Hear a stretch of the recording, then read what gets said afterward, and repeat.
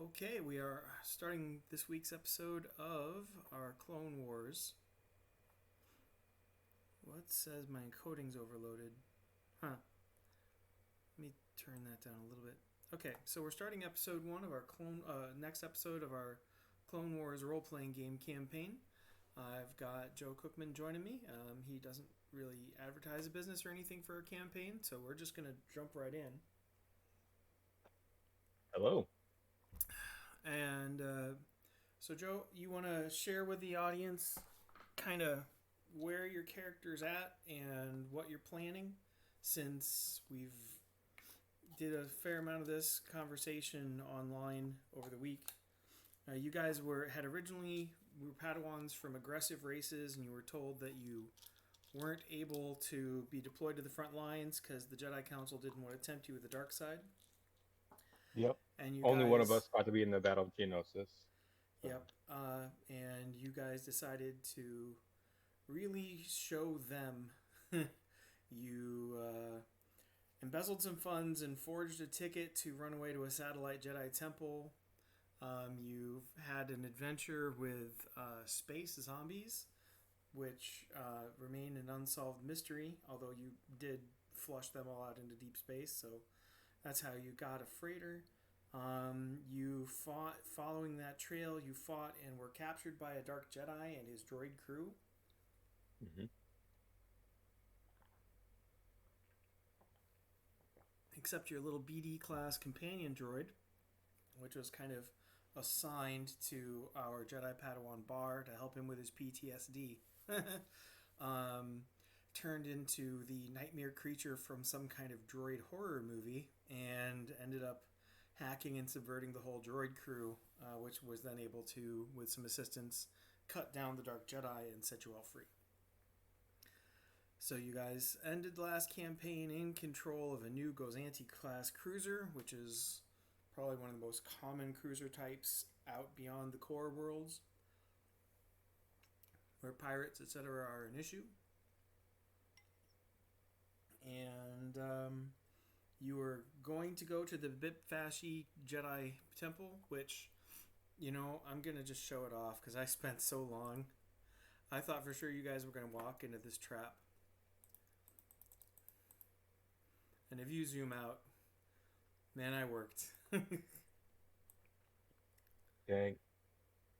I had all kinds of battlefield ready for you guys when the Academy inevitably fell to the dark side and started to rebel against the Jedi Order. Would have been a lot of fun to watch you run for your lives. But I am not writing books with characters. I'm playing role-playing games with friends, and my friends and my plans are not friends. So we are still technically in the Umbara sector. Not the Umbara sector. Umbakand sector. And rather with your newly conquered ship, and you guys flew to the capital here at Utah, where you were able to sell the freighter and sell the bulk freighter, buy upgraded and independently sentient droid brains for your crew, which are now affectionately referred to as the droid disciples. So you have 12 uniquely upgraded B1 battle droids named after the 12 apostles, and then a pair of B2 battle droids similarly upgraded with independent thought and heuristic processors that are named after Gabriel and Michael, the archangels. And they make your ship go, and they have been very helpful because among the upgrades they all have military thoughts, and so you guys were really stumped on where to go next, and then you sat down and you decided to include the droids like they were people and let them give input and brainstorm. Came up with a lot of different ideas. So far, so good? Yeah, absolutely. Okay. So, I need to... What's on this page? It's blank. Excellent. I need to do some real quick inserting of map.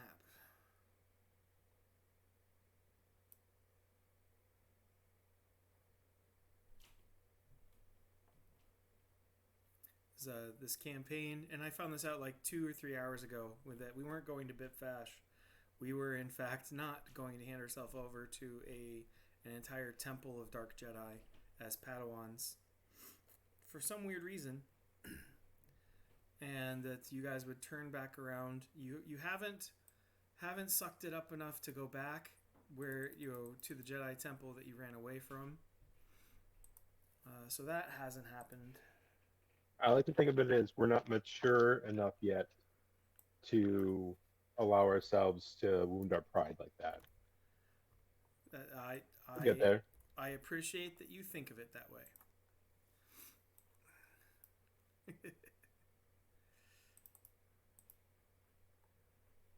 let me get this out of the way really quick. Make that the map.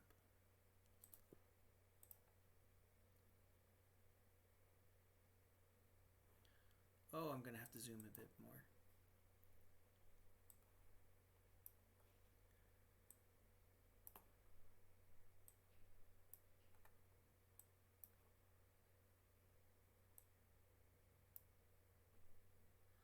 Best I can do.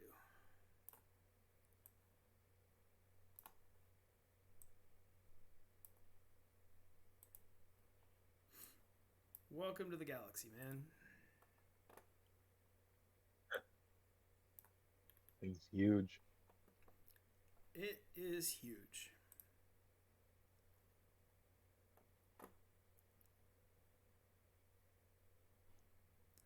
So you guys did a lot of brainstorming, and you figured that the planet Humbarine you didn't want to go back to the temple. You want to be part of the action, so you figured you thought you would go somewhere that there were not a ton of clone and thus Jedi troops, but somewhere where you could be useful to the war effort, right?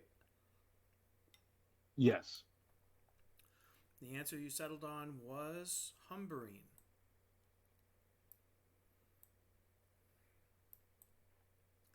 Here near the core. Because you can see this major trade route comes through, and there is Nemoidia is right here. And Cato Nemoidia, I need to pick a color other than white on this map. Okay, so Nemoidia is here. And that's definitely separatist sympathies. Cato Nemoidia, its main colony world, is right here. And main Republic shipyards of Commonor and the sector capital of Humbarine are right between them. So Nemoidia and Cato Nemoidia probably want to link up. And if they do, they're going to cut the throat of this major trade route all through this area here called the Slice. Make sense? Yes, it does. Okay. Now for the joys of being the pilot character, you get to plot your course. And see how long it's going to take you to get to... so you're going straight to Humbarine? Because we were talking about it earlier today, and then we looked at the news and saw that the Separatists had basically taken over the Bpfasshi that we were going to. Yep. And that so we decided to avoid that, but then we also sent the message back to Coruscant to the Jedi Temple to let the council know that there's space zombies out here. Also space zombies. Yes. So if you look, I've got my pointer. This is basically the hyperspace map you're going to try. And because you don't want to be captured by separatists, you can't use these main hyperspace lanes. This one is, except for Kashyyyk, there's a lot of this is separatist space. So Okay. you're gonna so you've got kind of a trip ahead of you. We're a couple months in just from travel time and being captured, etc., and waiting and losing your adolescent patience with being told to wait before you all ran away. Right. A couple months into the 3.5 year long Clone War, and you guys are ready to get into the actual battle. So you need to do a scholarship roll in order to plot your hyperspace path into it. So Jamak, Got a fair. Scholarship and average fair. All right. So you've plotted your course. You jump to light speed. You and your crew have about, because you have to stay out of the way, you've got a day in hyperspace. So you did a really good job plotting that. And anything you would like to do while you are hanging out in your new home on your way.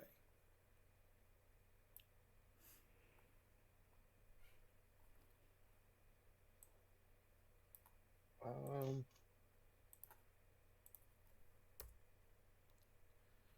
guys are no longer locked up in forced cages.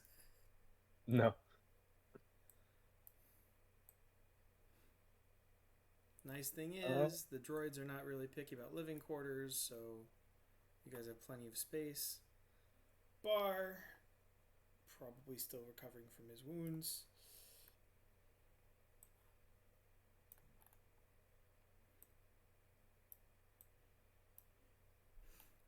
So you've got the whole cruiser. It is lightly armed. It's got a pair of light laser turrets. You know, about as tough as the Millennium Falcon, Dark Jedi, no more. Okay. You froze him and put him in the hold, didn't you? No. I don't even remember. Do you remember what you guys did to the Dark Jedi? We did not state. I don't think we explicitly stated what happened to him. I know that BD6 had gone and aired out. Yeah, he was flash frozen, to be sure. Yes. So I don't think that we did anything with him after he was dead necessarily.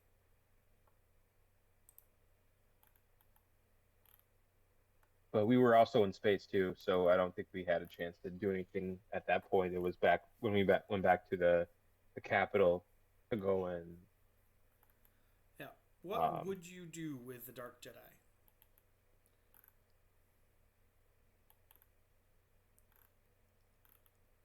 That's a good question. I mean, he had a lightsaber. He did. So we keep the lightsaber. Anything that, like any other belongings we might end up keeping, and then just can you take like a picture or like you know how the droids can go and do the holograms, and you can just like sure can grab that and then just so keep that on file so that way we can show it to the Jedi and be like, hey, this was Dark Jedi that we came across, and then show a picture, but then go and toss them out the window when we're flying in space. All right. Well, if you dispose of things in hyperspace, once they get outside of your hyperspace field generator, they basically come apart at the submolecular level. So disposing of him, not a huge problem. Good deal. You've robbed a little bit of the mass and energy from the universe and dumped it in another dimension. I blame you. Okay, fair enough.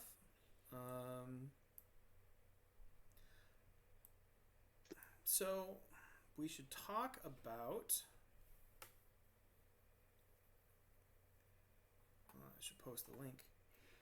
Talk about the planet you're going to. It's a sector capital. It is a megalopolis, right? Humbarine is a city world, like Coruscant. Just no Okay. Jedi temple full of adults telling you that you're not old enough to take the car.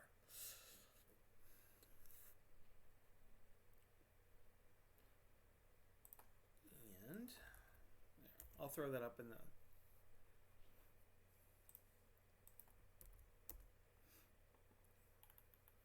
Alright, so it's an ecumenicopolis located in the core world's region of the galaxy. It's a capital of the heavily industrialized Humbarine sector. Promising hub of commerce. Had largely stayed out, but it did possess a sector fleet of large warships. These are mostly dreadnoughts.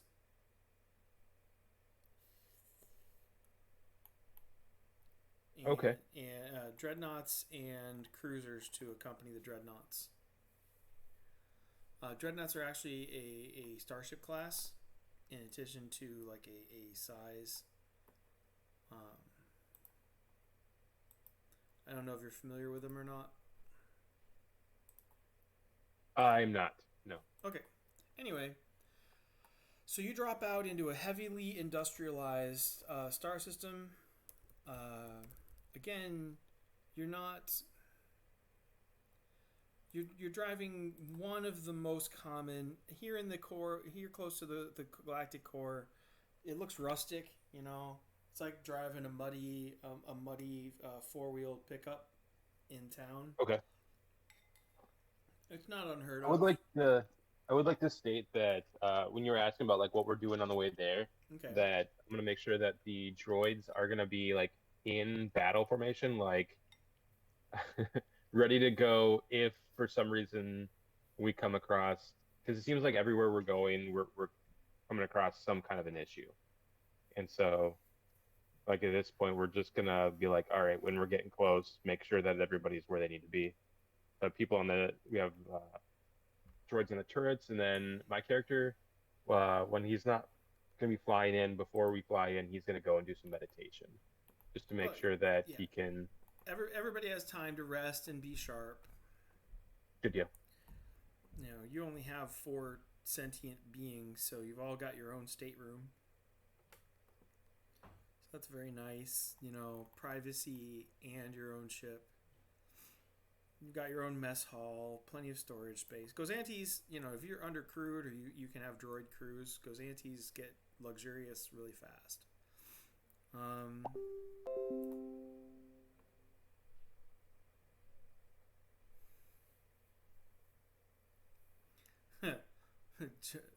Josh, right now I'd rather be playing 60 minutes plus standing in line for Wild Thing. All right, so you drop out and you can make a pilot roll or a rapport roll to, you know, kind of announce yourself and, you know, to flight control and, you know, land on the city world of Humbarine. Okay. The towers are not necessarily as tall here as they are in Coruscant, you know. They're only like on average half a mile tall instead of a full mile tall. You know, really slumming it.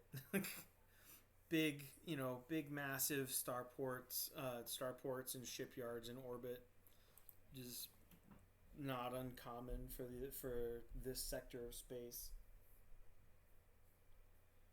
Yeah, everything. So I'm gonna do a rapport roll because we're gonna be like cruising and be like, all right, everybody, you know, like put on your best behavior and let's all right. Let's make friends.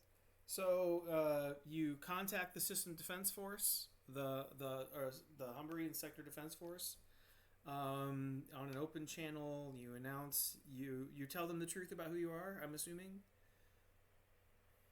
Yes. Yeah. Yes, we do. Okay. So why don't you give me the general gist of that pitch, or if you're gonna wait and try to talk to somebody in charge? So do you introduce yourself just by name, or that you are Jedi Padawans, or what were you thinking? We just keep it vague. Say, it's a few Jedi Padawans coming in to help with the cause on planet. We weren't told where to go, but if leadership would be willing to direct us where they want us to go. You hear Jedi, kind of murmured in the background, and somebody being shushed, and yes, we'll get you a docking bay right away. There'll be a shuttle to take you to the senator as soon as you'd like when you land, if that would be convenient, Jedi sir. Padawan is fine. And then we go to wherever they tell us to go. Okay. Quick pair of piloting rolls to enter planetary atmosphere and land. You said 2 piloting rolls? Yeah, planetary atmosphere is a thing, and then landing is a thing. Okay. And the Jedi Ace is only good for small ships, isn't it? Yep. So you actually got to pilot it. So you're average piloting in. Get buffeted around, you catch some turbulence, but you make a really nice landing.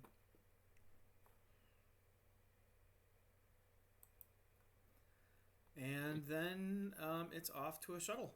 And I am improvising as fast as I can because, again, the whole direction of my campaign changed 2 hours ago. Yep. So I will do what I can. Before I spent most of the week building a jungle temple for the Bpfasshi Jedi to chase you around in when they fell to the dark side. And you were very uncooperative with that plan. I just want to point that out. Well, I mean, the Force did send us, visions of red lightsabers, and the wonderful news network let us know that they were not on the good side. So I feel like it was meant for us not to go there.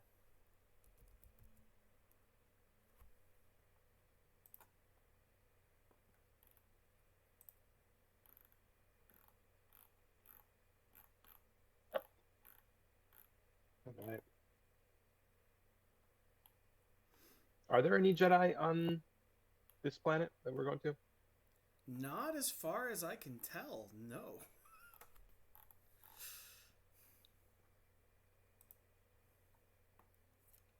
That'll be interesting.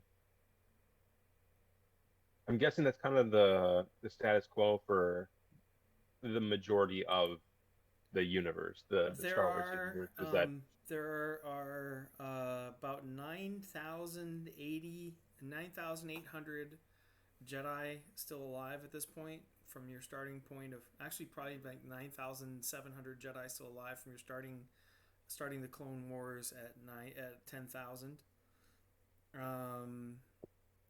And there are over 1 million inhabited planets. right? And the Jedi, every available healthy Jedi is being decked out with a military unit of clones. I crunched the numbers actually, and the size of the clone army is almost to an individual Jedi, designed to be just large enough that every Jedi and every Padawan would have to be leading a military unit surrounded by clones.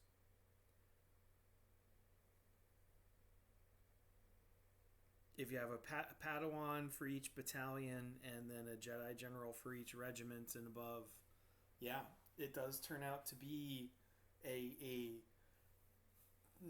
not trap, totally not a trap, precisely constructed and planned ahead of time to be the size of the Jedi Order. It's the Force balancing all things. Mm-hmm. That's how I think. It's totally the Force doing that. Trust me.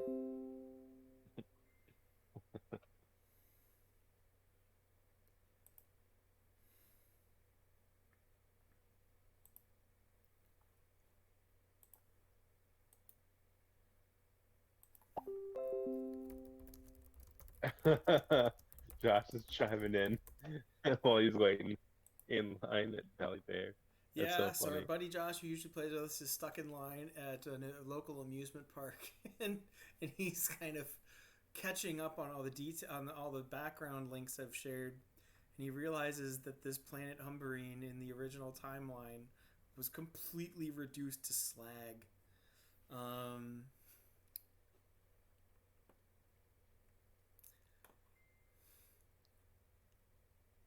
and yeah, that is something that we're gonna want to change. This is why we do role playing. Right? Yep. I figured that it's not always about changing like the bigger, the bigger picture in the course of history. Like you had mentioned something about the preservation of The the preservation of historical timeline. story, basically, kind of from the Yeah, like the Dresden Files novels. Law of preservation of history. The bigger the thing you try to change, the more likely history is to squish you flat. exactly. So maybe instead of saving the planet, maybe we'll just save people. You never know. But we'll do what we can. I have a senator to show you. Senator Bana Bremu, a human female senator representing the Humbarine sector in the Galactic Senate. Um, and I will throw the link into the chat. This is who you're meeting. Okay. So, Humbarine will take off of here. Kind of Asian, Oriental features. But she seems like Right. a good one. Ended up allying with Padme and resisting Palpatine later on. So. Dang. Yep.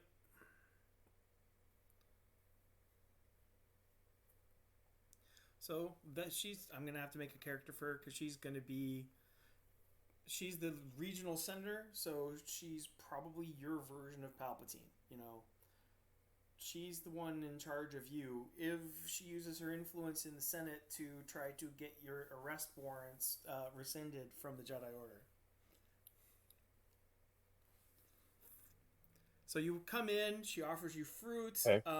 It's a beautiful city skyscraper. It's a skyscraper, one of these big towers. You can see the skyline to skyline cityscape with bustling ships, with bustling ships and sorry, I got a laugh. Our buddy Josh is like, yes, we need to change the destruction of this world. Bustling ships, air cars, etc.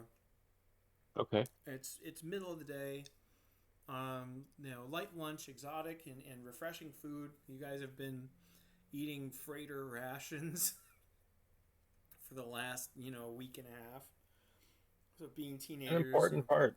and then Yeah. as she's greeted you and learned all of your names, and she's even very polite to BD6.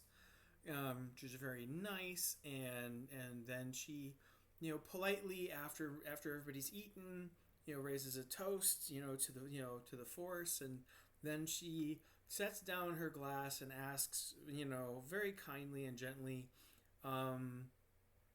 she states she's very generous. She's very grateful for your generous offer of help and support. What help and support do you think you can offer that would make it worthwhile not following up on the arrest warrant that the Jedi Temple has put out for the three of you?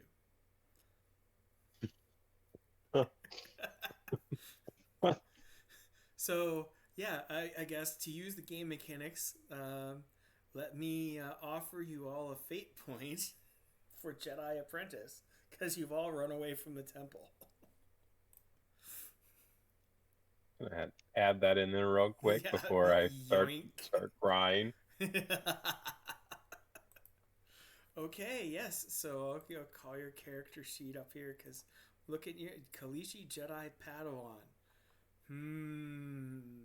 Well, I'm going to give her a very impassioned speech. You know, just looking to, help a good cause. And we are Jedi Padawans. We're, the Jedi are leading the charge here with the clone army to help make sure that we beat the Separatists. And so we're a part of that. We're Jedi Padawans.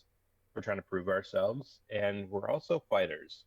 We're a little bit of like hot-blooded fighters, but, we want to get out there and do that. And so I think that a good rapport role might help convince her from Yeah, I'm the looking at this. I'm pathos. like, you really are actually a nice guy, which is interesting given that you're from you're a Kalish. Yeah. So they basically, I just, tell her they were trying to sideline us, and that's not what this is about. So we're willing to play ball with her, but we need just one thing. We need to be in the action. So I roll Good rapport. rapport. Good. And I feel like empathy should be a response.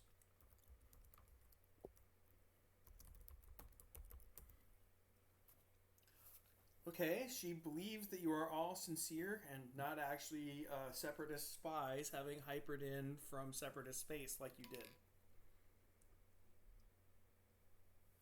yep. She waves a finger, and a good dozen armed and armored security personnel drop their cloaking devices and march calmly out of the room, shouldering the high-powered rifles they had aimed at you the entire time.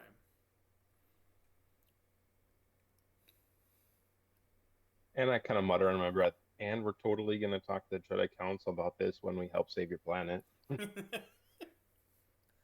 As a senator, perhaps I can intervene on your behalf with the Jedi Order, but negotiations can be protracted. How intense, I grateful for any help that we can get, and the Force, of course, is a powerful ally. Are you truly willing to put your lives on the line for my people? If so, it might well be worth standing up to the Jedi Order to fight for you. Yes, we want to make a difference. Okay, GM offers fate point for little warrior in a big war, because the big war isn't going to wait for you to grow up. Nice. I'm totally taking that one. It fits. Okay, yoink. And now we are back to... I gotta find a really good map. I don't know how I found this one before.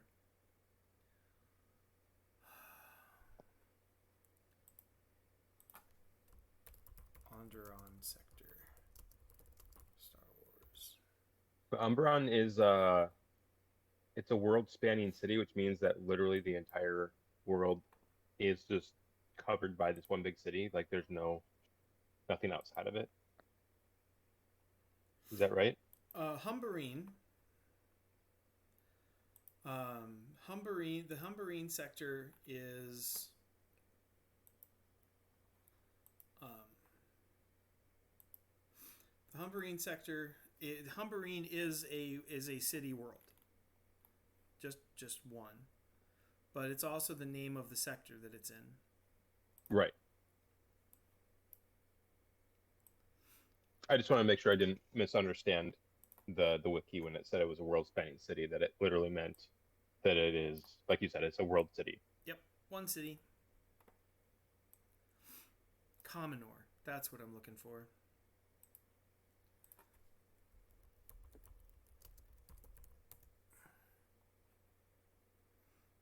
The other world?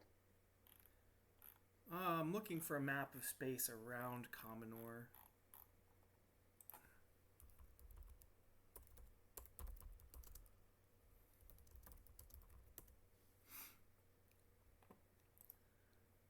Go Gadget image search. Is it a space map you're looking for, or Yeah, because on-world map? because you actually have to find a relatively you have to find a really detailed map of that region in order to kind of see what the war is going to look like really for what the war is really going to look like in that region. And from what I can tell, so it's ancient conservative planet. What we got there? Nope, that's not enough. Region, the colonies. Too big. That's canon. Let's go for legends. Got more detail for me, legends? Colonies, moons, grid square, and 10.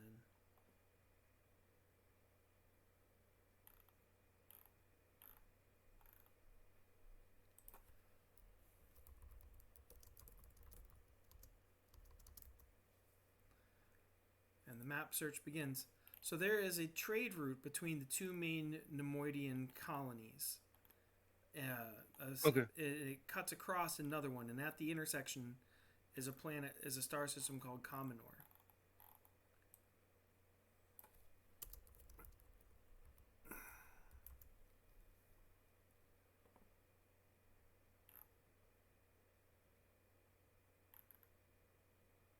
But there are other planets, and again, you guys kind of caught me off guard, so I'm improvising quickly. So Right. I'm going to have to go with an unnamed. I'm going to have to invent a not mapped system and roll with. And you guys are just going to have to roll with that.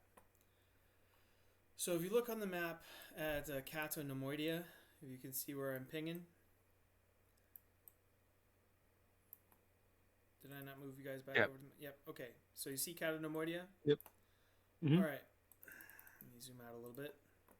So Cato Nemoidia wants to push up to Cominor, then down to actually Nemoidia, and this triangle here would give them control of all of the trade through a conjunction of 1, 2, 3, 4 different hyperspace trade routes, which would make them rich and choke off a lot of the income of the Humbarine sector.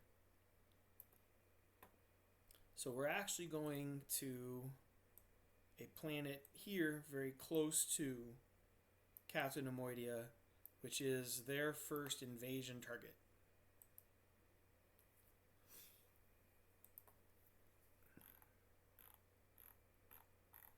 Let me see what I put in my notes.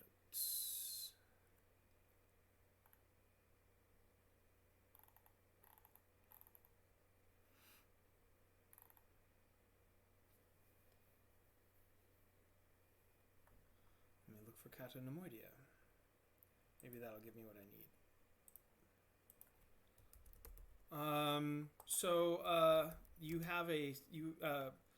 You have the senator asks you, do you plan on enlisting directly in the military, or how did you see yourself fitting in?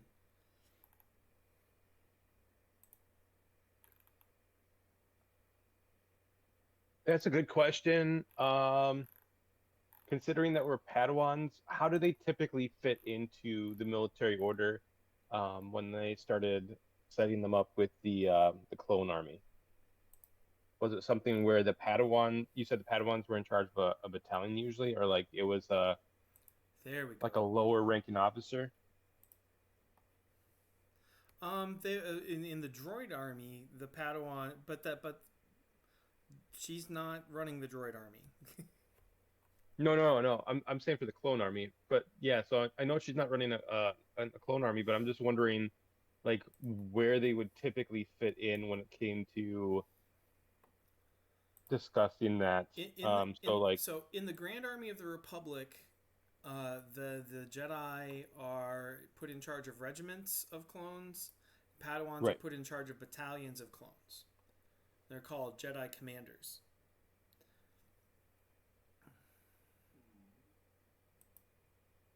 So I think that either fitting our characters in there or having us work as a strike team underneath whoever is that's the commanding officer would probably be a good idea as well. I would say that it would really be whoever's in charge of that army that they have, their defense force. Mm-hmm. Whoever's in charge of that would probably be the one to make that call. Then I guess.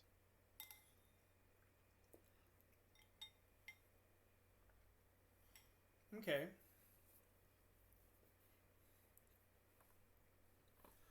Well, I also have to. she will discuss it with the chancellor. Well, she will discuss it with the Primus and the planetary Congress and the military.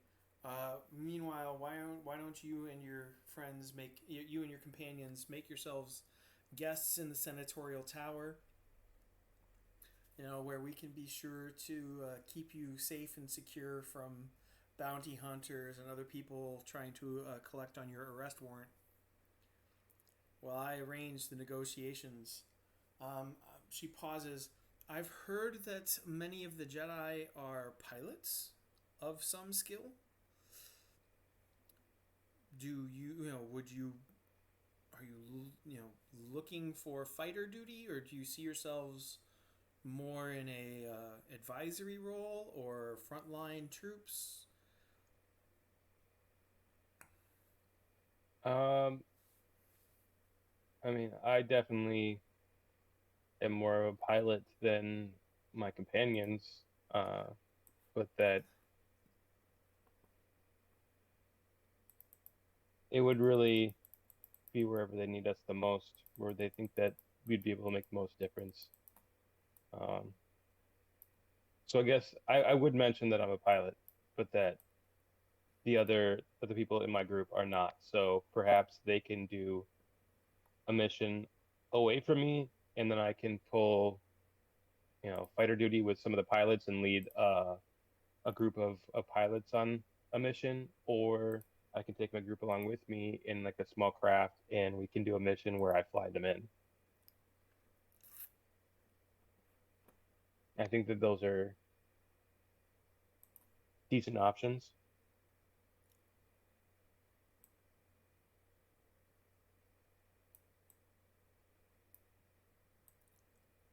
So we need as much help as possible. We're trying to assist in the evacuation in the defense of the planet Vladet.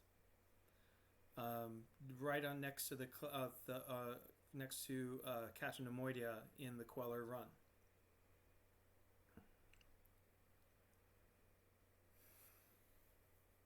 Ah, I see. Trying to be proactive, knowing that they're going to cut off your supplies coming in from the outer areas. Oh no, A no, trade route. Vladet is already under attack. There's no What's already? proactive. This battle is actually taking place already. Oh, yeah, but I'm saying for Humbarine to go and aid them proactively and not just building up their planetary defenses. Because are they allies? Or are they ruled by the same people? How does that work? They're they're citizens of the Republic. We thought we might help them. That's a good, yes, absolutely. Unlike how you were left to fend for yourselves from the Republic, because there are quote unquote better places to put the resources, and it is a lost cause.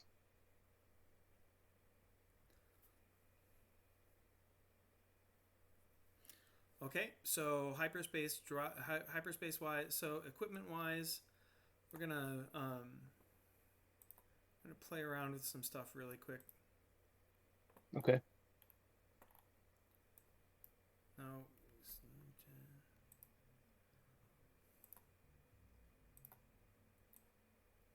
and I'm still using the wrong selector. Delete and delete. So we are no longer playing. Did I put them in the map? No, I didn't. Okay. Oh. All right. right. Let me call up a link for a dreadnought class ship and let you kind of get used to dreadnought class heavy cruiser is kind of the default non-Clone Wars, non-Grand Army of the Republic major warship at the time. Okay.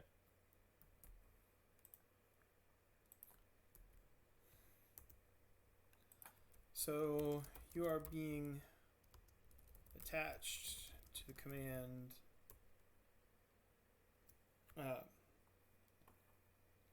And then I gotta screen grab it, and then I can use it on Roll20.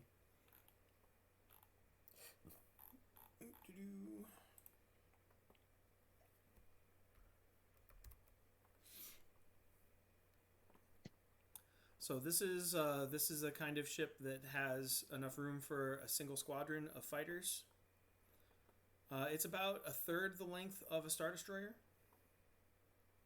Oh, okay.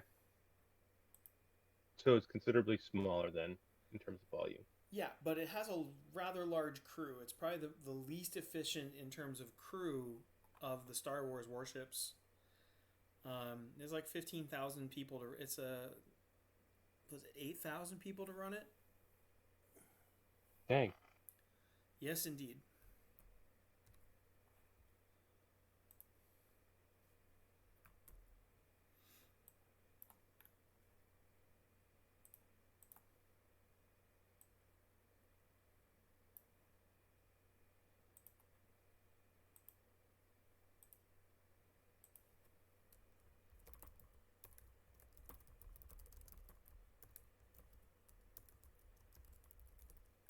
So that's a Dreadnought Heavy Cruiser. Save to file.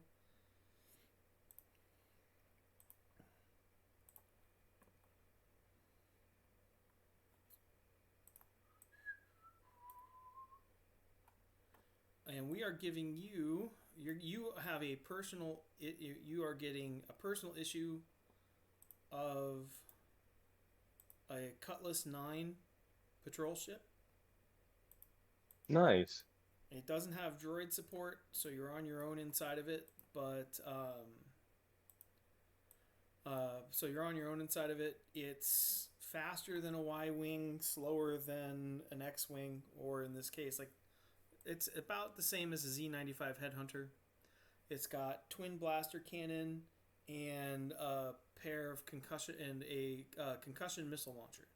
Concussion missiles are weak against warships, but are fast and maneuverable, so they're good at dogfighting. Oh, nice. Okay. Is it just me, or does it kind of give me General Grievous faceplate vibes? You could get that from there, yes. I was looking at that. I just couldn't help but see that. So that appeals to your Kalishi soul. I guess, yeah, that's a good point.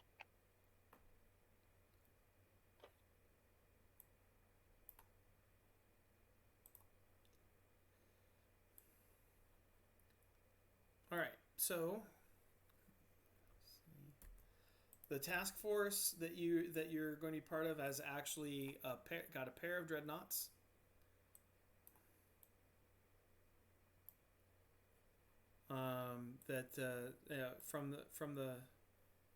It's got a pair of dreadnoughts, and then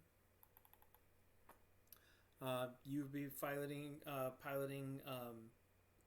kind of wedged in extra fighter of their own two ships, of their own two squadrons, and the rest of the crew is going to be needed. They've got plenty of use for that Gozanti class cruiser actually, and that is because it is an evacuation. So that cruiser can land in atmosphere and fill up the hull full of refugees, and then get them out of the war zone, so that the army can focus on. So here's your main crew. Here's you. Nice. was not planning on doing when it's just you. I kind of you're the Jedi Starfighter ace, so I kind of have to. I kind of.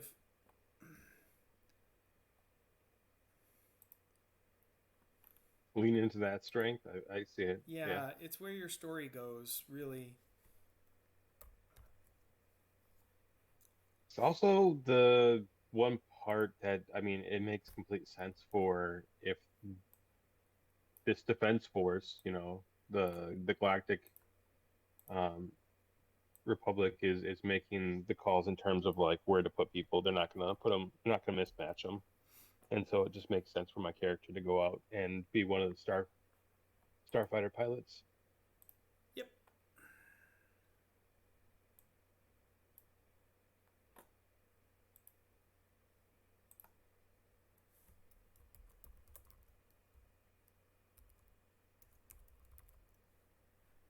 And we're also trying to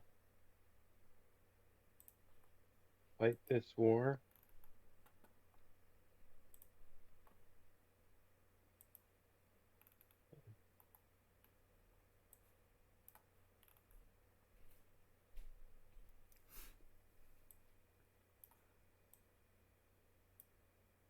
Deep Space Nine? Lucrehulk. Oh. Those really, really big ships from Phantom Menace. Hmm.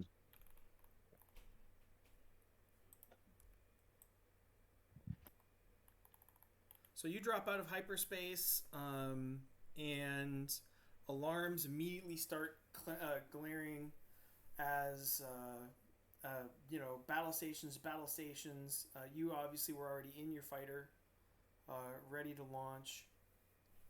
As the two dreadnoughts and the small fleet of freighters for supplies and troop transport, etc., all drop out of hyperspace together. And space, which normally seems kind of empty, is absolutely full of enemy capital ships. Oh no.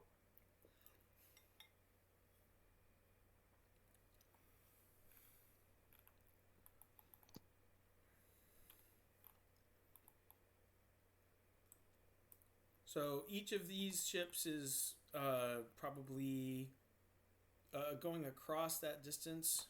Let me look up the dimensions again. Oh, yeah, okay. The diameter of each of these Lucrehulks is 10 times the length of your destroyers.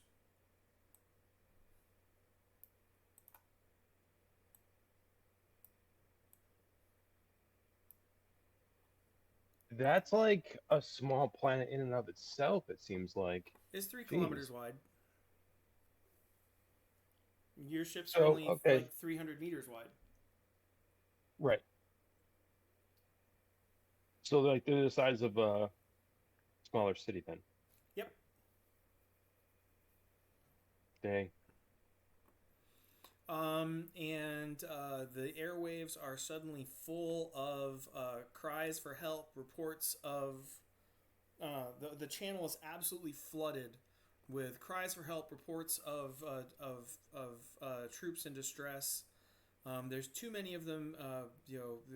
There's the Star Wars equivalent of Mayday and Broken Arrow calls.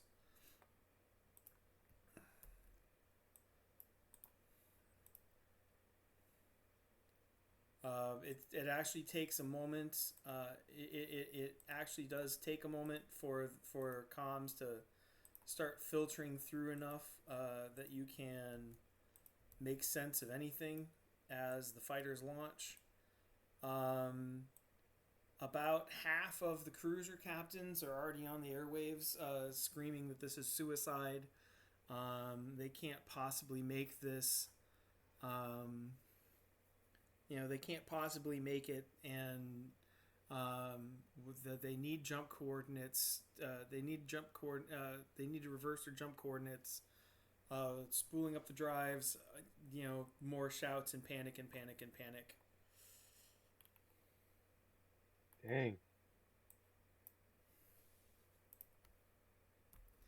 So As squadrons after squadrons of vulture droids uh, launch from the Lucre Hulks and massive turbo laser batteries start pounding lines of fire on the dreadnoughts, which seemed massive to you until 20 seconds ago, when the world yep. filled with images of death and destruction on a scale you've never even imagined. Time to tune into the force and get through this. So the question is, what are you going to do? Are the Jedi going to try to make their run to the planet, and help these people who are screaming that they're being overrun, or are you going to turn tail and flee with the, fleet after fleet of freighters? Are you going to try to I lead the think freighters? Where are you at headwise? I think that there would have been a plan going in, and um, whoever was put in charge of this mission would have like a list of priorities and objectives. So I would think that it was either going to be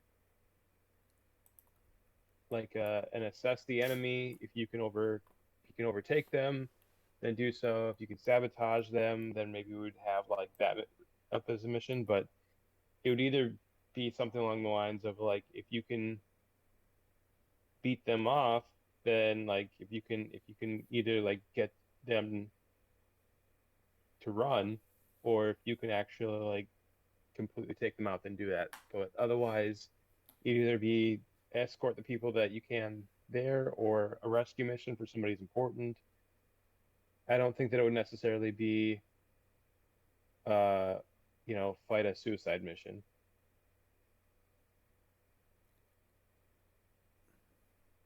Well,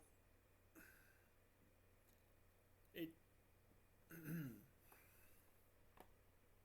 I didn't watch a lot of the Clone Wars TV show. I've probably watched 24 episodes, but it seems like a lot of the Jedi task force are really specifically supposed to be just going for one thing, and that if they realize that it's not something that's doable, they talk to whoever the clone commanders are, and then they say, "Hey, we need to go and um, segue and just adapt to the situation and go, either get out of there or do a secondary objective." But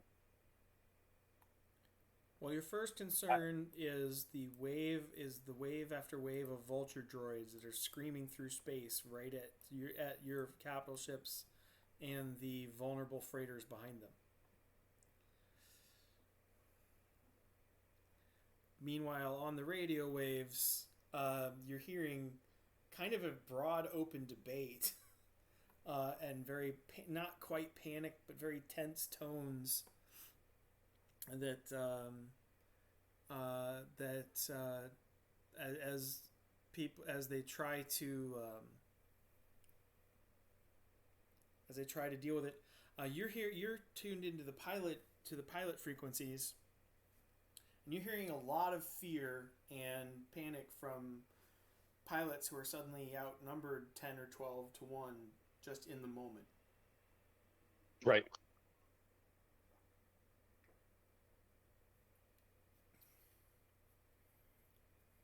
You yourself are also kind of, you have to make a will check against being scared scared enough to need to use the recycling systems in your flight suit. Okay. Because you were told this was a combat zone, you weren't told this was a suicide mission, and you have a perfectly functional amygdala that is telling you you're going to die. Right. I rolled down one for a fair. Okay, that's that's still high professional levels of self control. So you've got your Jedi training keeps you in control, but the fighter pilots in Blue Squadron do not have your Jedi training. Well, I would like to use, uh, the fact that I clearly am keeping my calm. I've already seen some combat, so I'm not really shaken by this. So Um, rapport I for would the I would think, go ahead. yeah, So that's exactly what I was gonna say. Like doing a rapport maneuver, or something like that, to help out everybody else and be like, stick to the plan, everybody. You know, going, getting your squadrons. That's where we're strong. okay, so you're gonna need 2 shifts for the zone, being the social zone of your squadron, and Okay. 1 shift for the create the advantage. So I'm gonna need you to get a good rapport to rally the troops. And I got it. I rolled good. Nice. Excellent.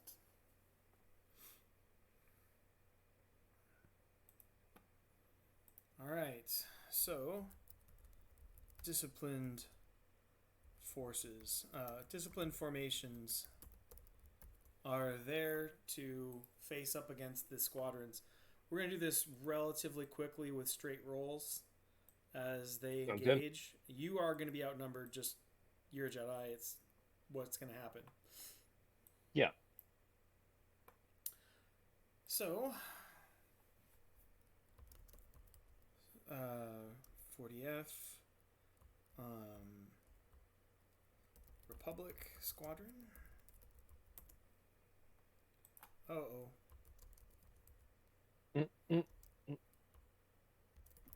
Don't they get to add anything to? Oh no, because it's not mob rules. It's like a squadron is Yep. the 40F. Okay.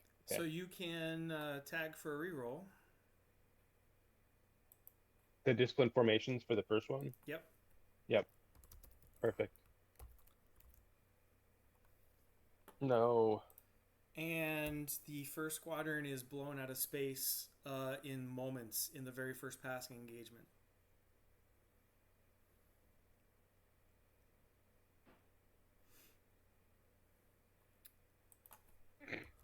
Well, darn.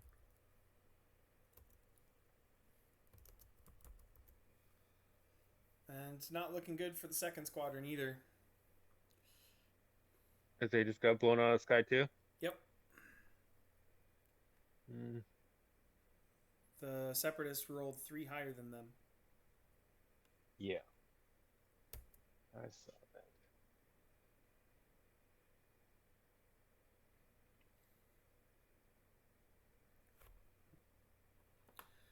Alright, well. So now it's your turn.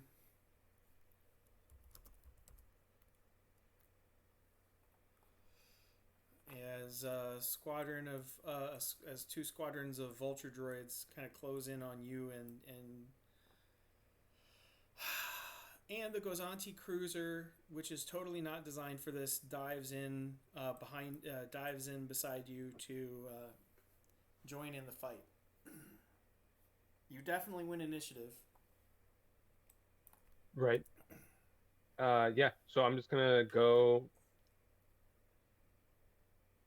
for I'm gonna pilot myself to right behind them and use my Jedi Ace strength here to use the Force and let them know that we're not gonna get pushed around. So I got a good Well, hit. it's hard to be that good at 6-1 odds. Anakin did it. I can do it.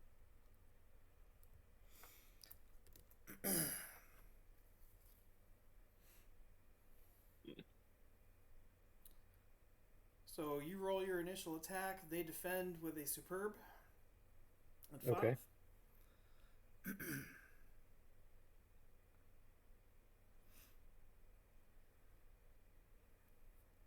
And then they're going to counter.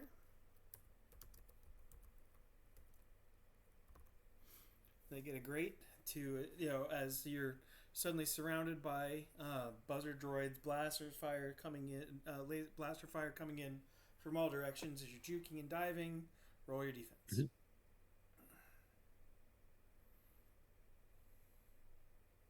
Come on, come on.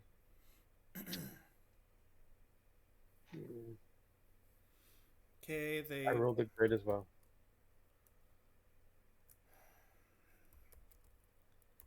All right.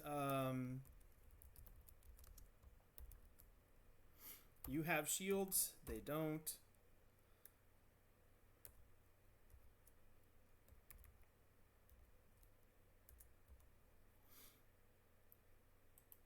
So your fighter's shields flare and drop in strength.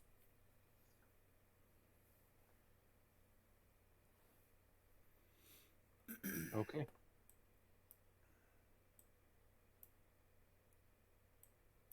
Fighters continue on towards the Gozanti. GM offers you another fate point.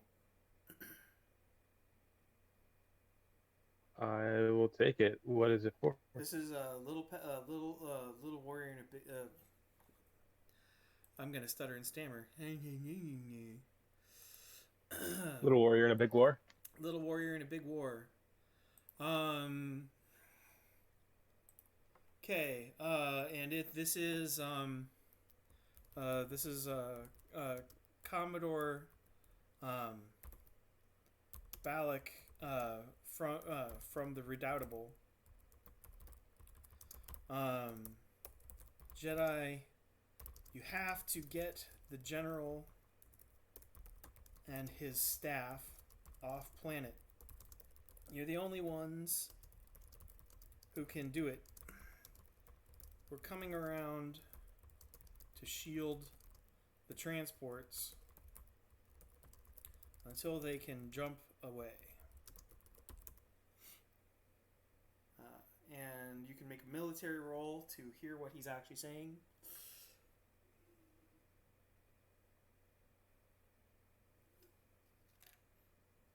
Which you don't have. I'll roll it at a mediocre. Well, we've got Jamak, who's at the he's at You mean last show? He doesn't have it either. Who is military? Just Bar? My character is Joe Mock. Last show has military. So does BD6.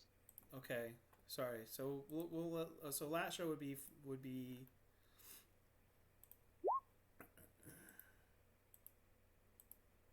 Dang. So Lasher's on the comms.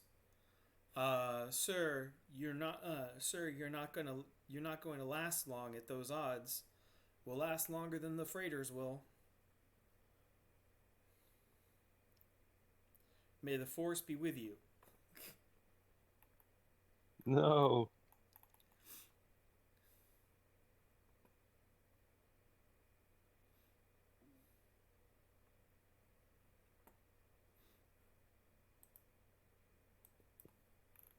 Hmm.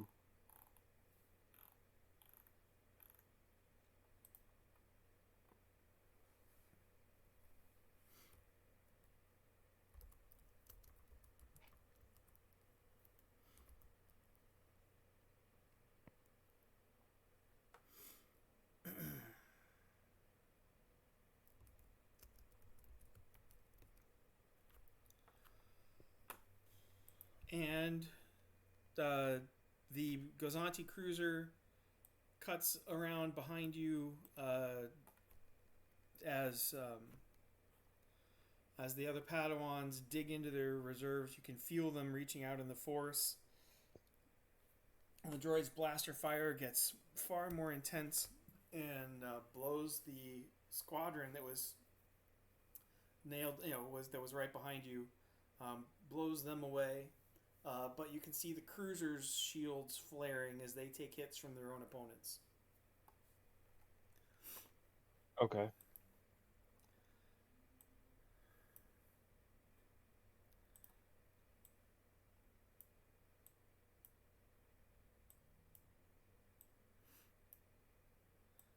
And you're up.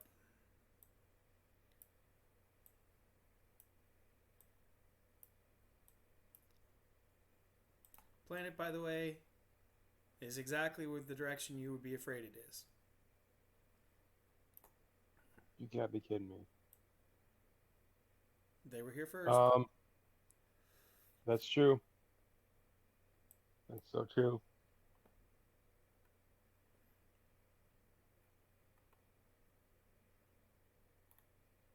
Does not sound like it is a feasible plan to take care of the to get onto planet and get the general. So I'm gonna stick with the Colony and take out this wonderful fighter squadron. Okay.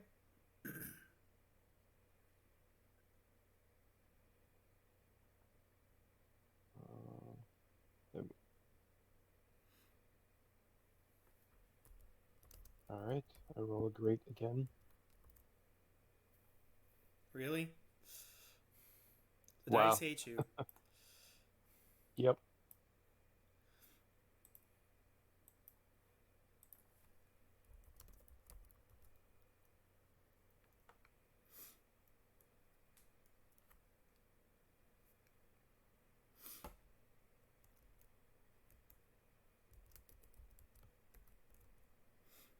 And the dice hate me.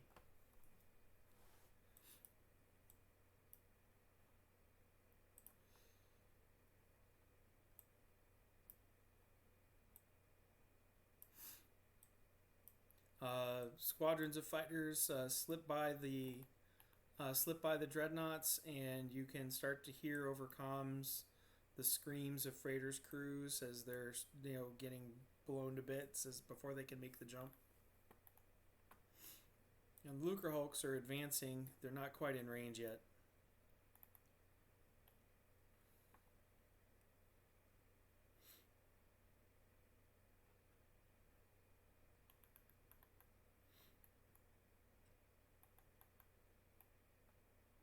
Oh boy.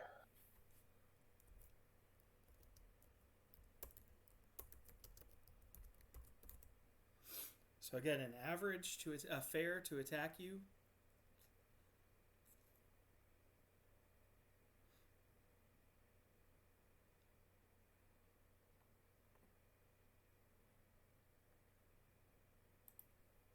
And I get a fair to defend. Man, these dice hate you much. Yes. Onboard alarms ring as you take some hull damage as your shields falter, but you're able to divert some power and get them back up before you're completely blown away. All right. Do the dreadnoughts have any defenses on the ship that they can shoot at the fighters? Okay. Well, they have turbo laser batteries. They don't really have a lot of anti-fighter batteries because they just carry hundreds and hundreds of fighters.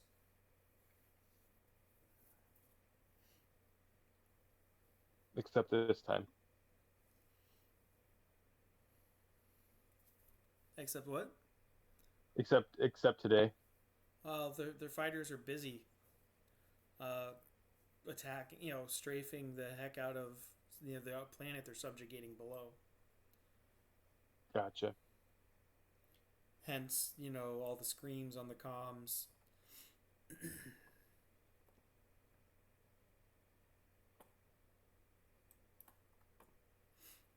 Unfortunately for you, Barr is pretty sure that he's not in over his head.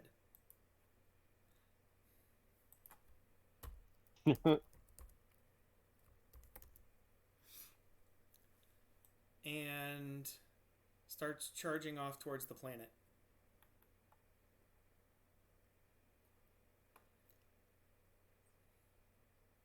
Yikes. And you're hearing like just ridiculous trilling from BD6.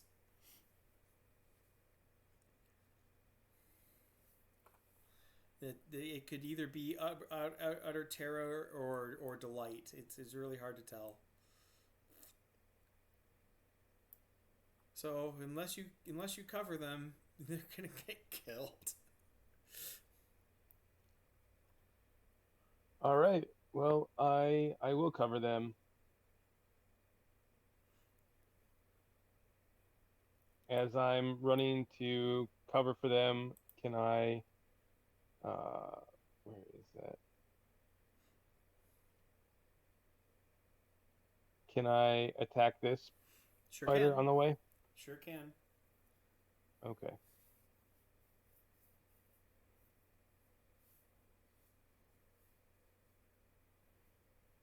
Nice.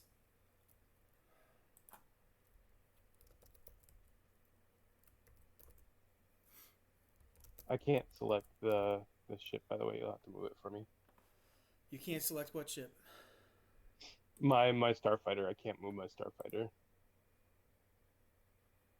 Oh. Um. But Here, you drag it off. You drag it. It's in the images. It's a Cutlass 9 patrol fighter. Just drag it on.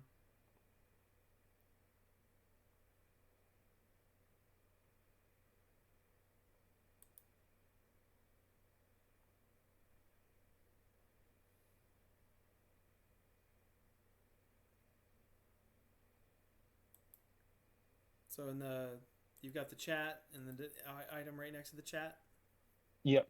the starships folder, or you can just scroll down a little bit. It's right there, the Cutlass 9 patrol fighter in recent uploads. I actually don't have that. I have the Bpfasshi Jedi Temple, player character, Separatist Forces, Rebel Alliance, Sith Destroyer. That's no, you're Imp- one menu over. Go one menu over to your left.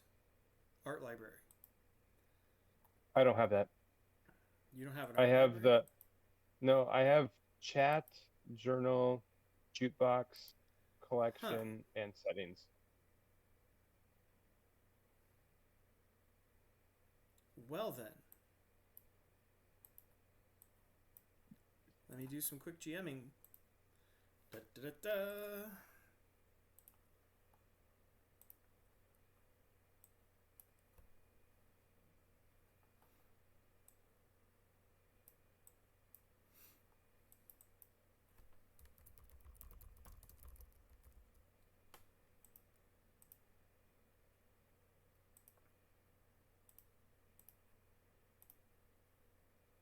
There you go.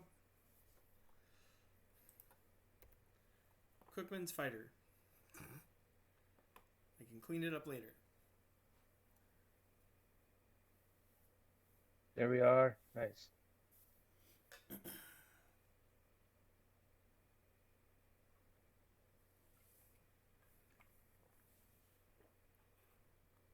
All right. So I'm trying to cut across and catch up. Just happens to be on the way. Okay.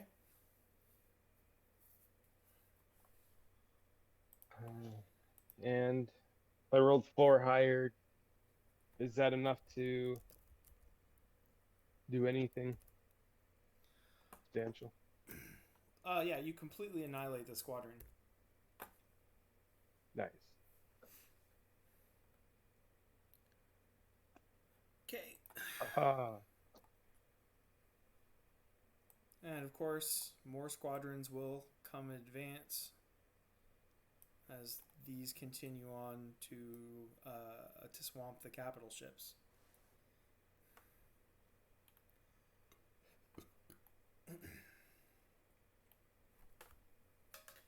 Stars and Stones Bar, what are you doing?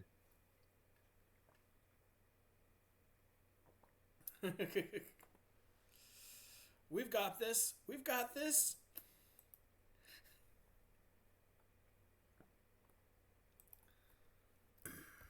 Incoming attacks. Defend against a great.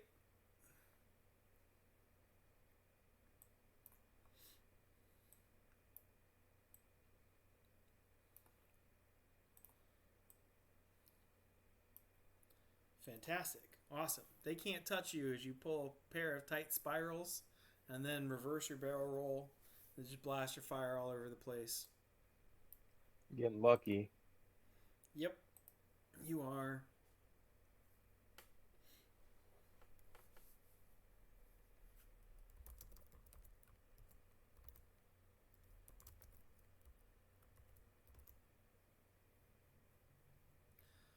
The Gazanti takes a couple hits and rocks some, but it's holding together for now.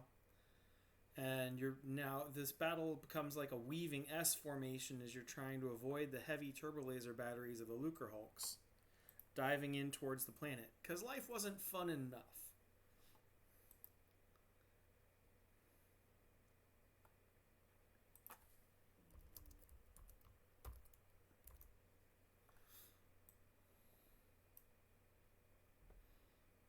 And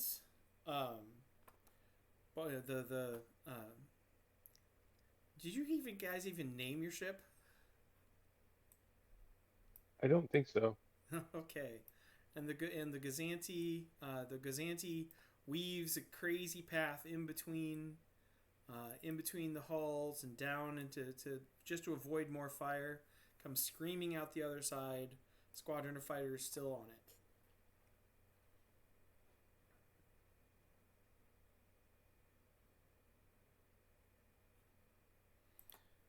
Let's see how the droids do. We should call the Gazanti. We should call it Creed. Creed. Because it's the Apostles' Creed now. Oh.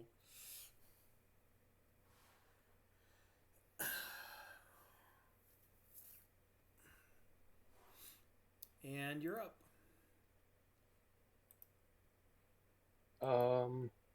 Okay. I will run as fast as I can. Jedi Ace. Yeah.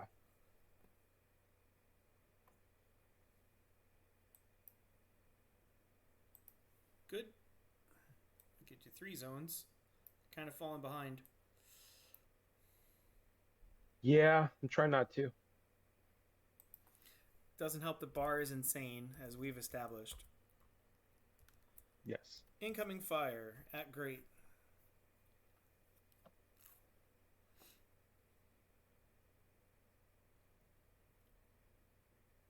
Nice.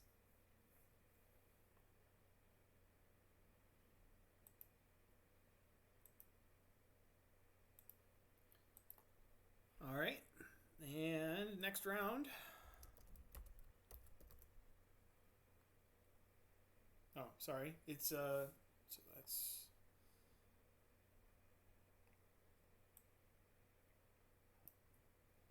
the Gazanti dives further into the further into the blockade. It looks kind of like a rave all around it as it bobs and weaves, but the shields are still taking hits from those vulture droids behind it. And you're up. All right. I think I'm gonna try to catch up and hit the squadron behind the Gazanti. Okay, -1 because you still needed the piloting roll. You can't just stay dogfighting where you're at. So Okay. make your piloting roll, then make your attack roll -1.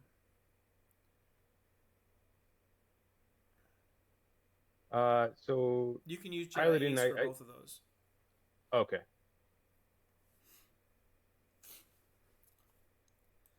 1, 2. So, yep. Let's see how they defend.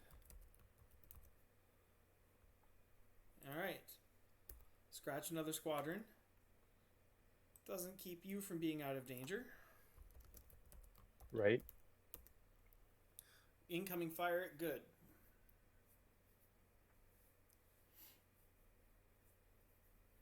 Nice. You jink and juke, Okay. and they don't even touch you. The turbo laser bolts are terrifying, but they're slow. And you're probably pretty much safe. Your comms is a living nightmare as the vulture droids continue to attack, these dozens and dozens of freighters. You're hearing damage reports in secondary channels from the dreadnoughts. All their turrets are blasting away at vulture droids trying to buy the freighters more time. Varying success, little success. What does it sound like? They're not blown up yet.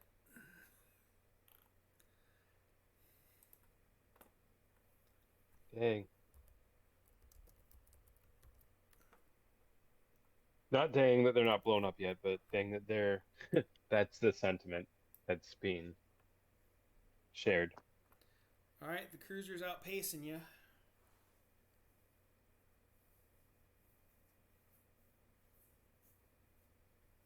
Also, dang. You're up. You have got it in the clear, at least. Now all you have to do is survive to get off the bottom of the map. Right. All right. I am going to just try to gun it as fast as I can to catch up. Straight pilot. 1, 2, 3, and 4 hexes.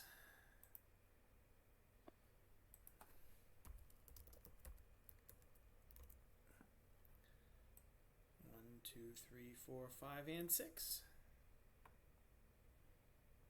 And you are cut off from your escort position by a swarm of vulture droids. And they open fire. They get a great. Evasive maneuvers. Oh yeah, I'm the only person in there. And they can't touch you still. Very, very good job. Very good job.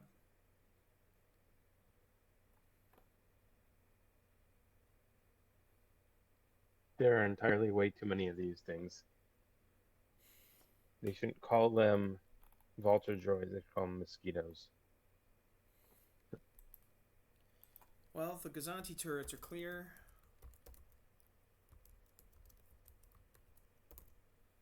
But nothing doing. You guys are. The fur ball is too tight.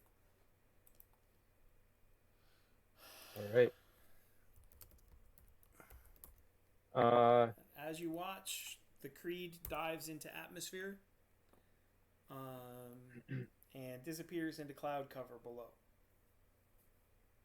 Okay. Well, I guess I'm gonna have to take these guys on and then follow. Okay. Don't worry, guys. I'll take care of this and I'll be right down.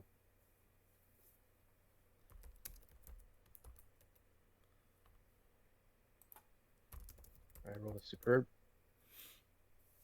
And you blow 3 of them out of space. Only 1 fighter left, and it's pretty good.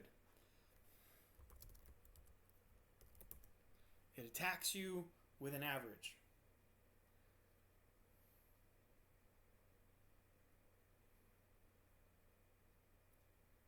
All right. I dive, dip, dodge, dive. No, Yeah. dive, dip, dodge, duck, and also Come up dive in again. kill position. Yeah. Turn. Dodge, dip, dive, duck, dodge. It was a dodgeball quote, but I messed it up. So, anyways, I'm gonna use that kill position to,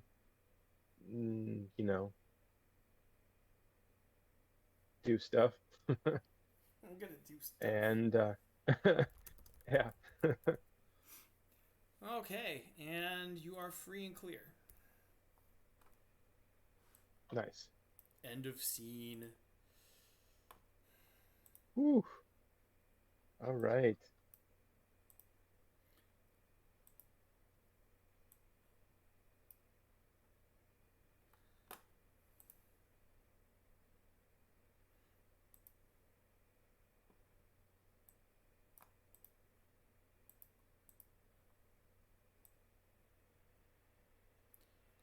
Flying through the crowds, I need scholarship to land, lock on to the distress beacon to find your LZ.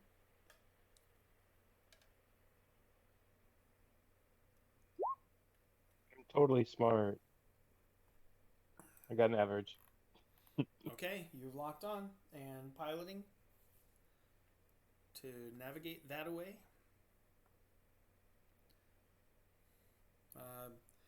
Your fighter stress box is clear as the shields, come up and recharge. And All right.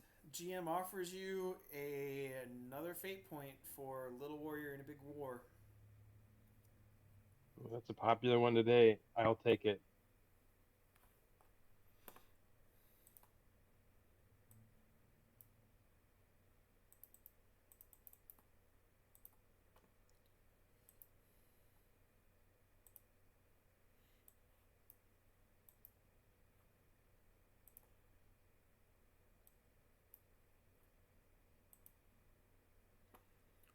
All right. So you form up. Go ahead and put yourself on the map. All right.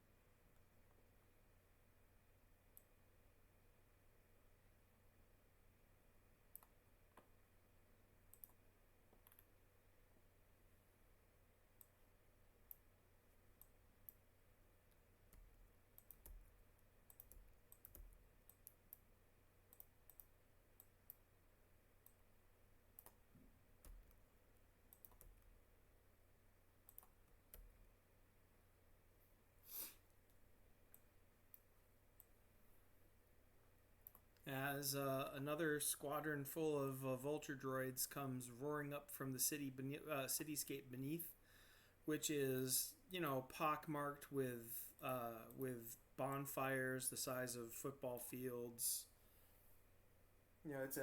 It's a creepy, ugly, false dawn. If false twilight as the half burned city. You feel like you can see farms down there, but it turns out those are actually entire formations of battle droids covering hundreds of acres. So they plow their way, into the suburbs, that kind of thing. Wow. It's intensely unpleasant. And of course, the distress beacon is coming from one of the tallest towers that's still standing in the center of the city.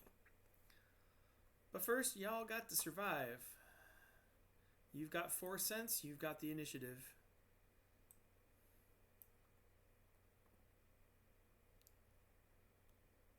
All right. Well, I think I'm gonna. Is it the same rules that I can only go as far as whatever I roll? No, this is a whole different scale. Okay. Well, can I do? Can I just? I'll give you about like five squares for without having to sacrifice accuracy. Okay.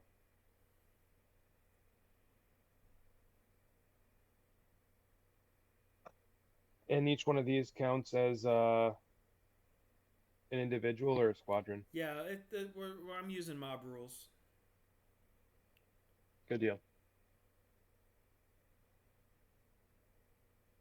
Mm.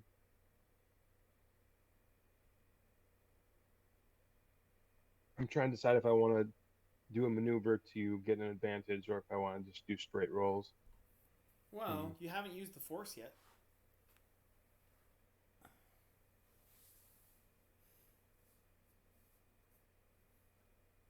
Right. I mean, I have in the sense that I've used it for Jedi Ace to But you help. haven't used any force stress. Right.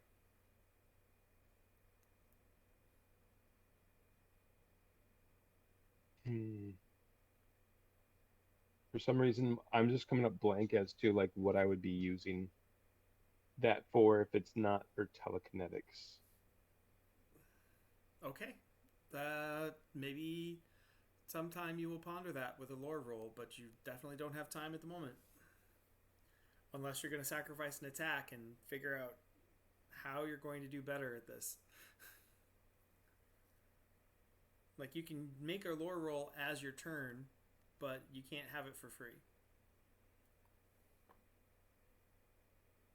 Okay. Can I pull a hail and like use a maneuver with 4 cents to like see the like a path forward as to like where I can go and like who can I shoot to like put myself in a position to do better on the next round, or like put the Gazanti in a better position by flanking them. Sure. Okay. Can I do that as like a force attack Yep. too, or Yeah, that would be okay? your move. Well, I'm wondering if I can if I would do it in the sense that like it would be so many shifts of force looking into that, so that I would create even more of. Uh,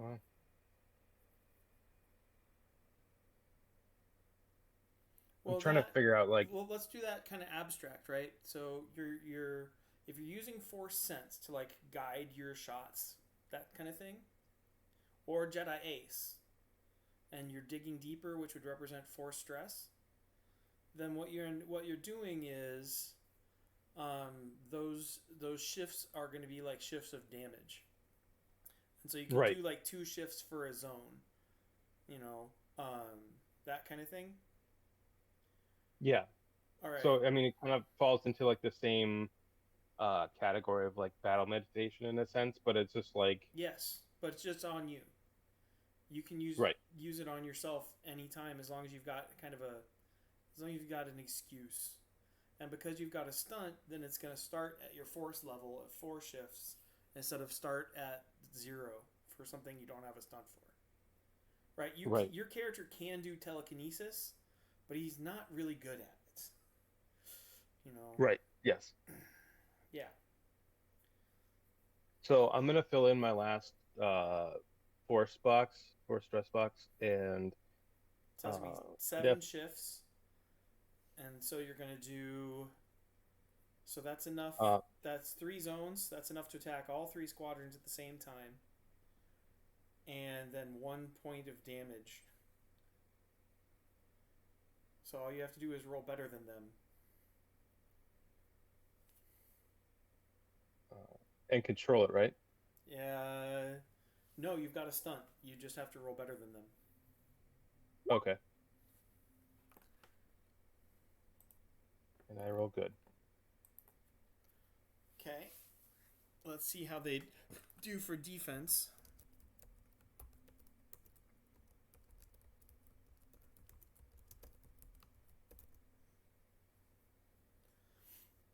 Yeah, you're not going to kill anybody like that.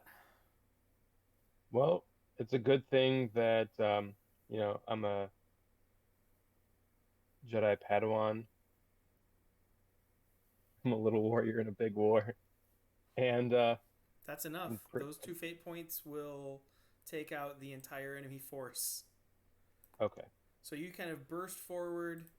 You burst forward. You sweep your fire across, and as your fighter races through, all three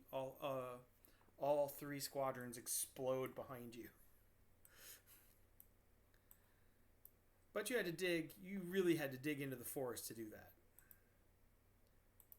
You know that is like the limit of your power. That being said, good job. They don't get to do anything. Thanks. Yeah. A quick burst of the force and got ourselves out of trouble. How do you think the other 2 who don't have Jedi Ace were piloting and shooting like they were piloting and shooting last fight? Fate points. Yes, not fate points, but they were burning the force stress and they were burning it well.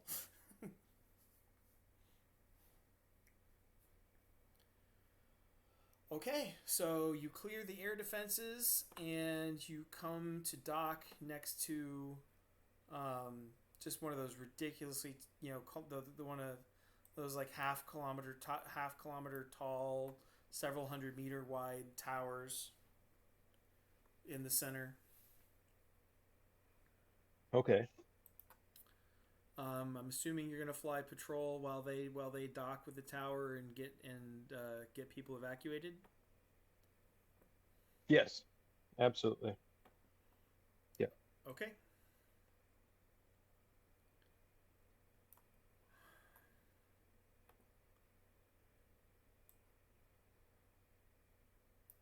The nice thing is there's so much atmospheric interference that you're not hearing the screaming and dying of people in the orbit behind you at the moment.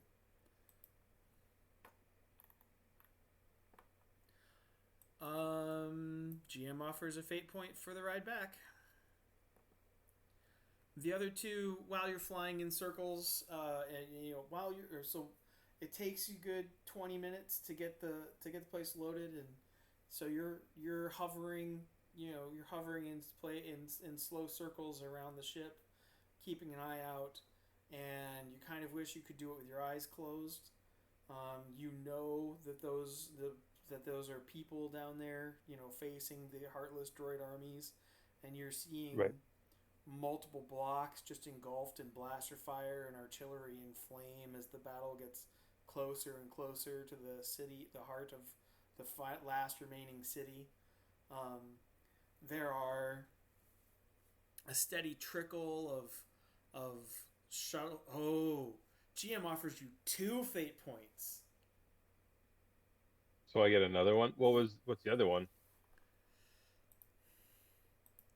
Is it 2 for the same thing, or is it Yep, one it's 2 for the extra? same thing to make it even worse.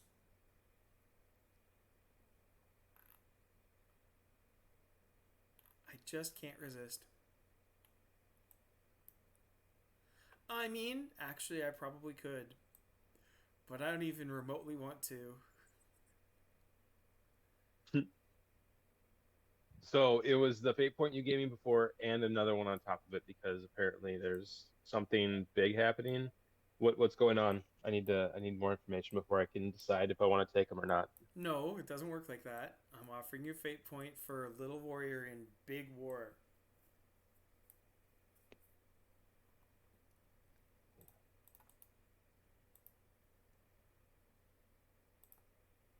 All right, I'll take it. I'll take it. What's going on? Red for the Jedi. Okay.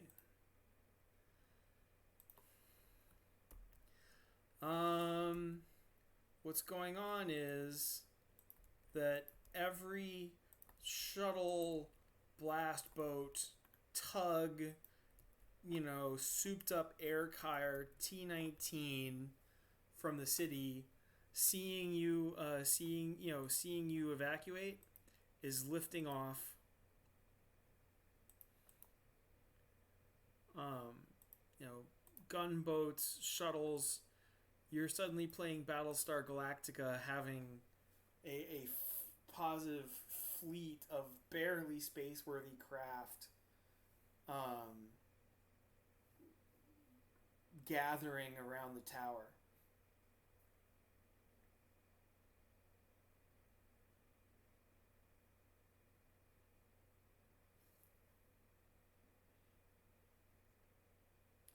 And open comms broadcasts in a Galactic Basic. You have to take us. You have to take us. You have to protect us. You have to take us with you. Please don't leave us. So basically, they're saying that they wanted to fly right alongside us. Oh yeah, yeah. They want you to clear a path for them to escape and live.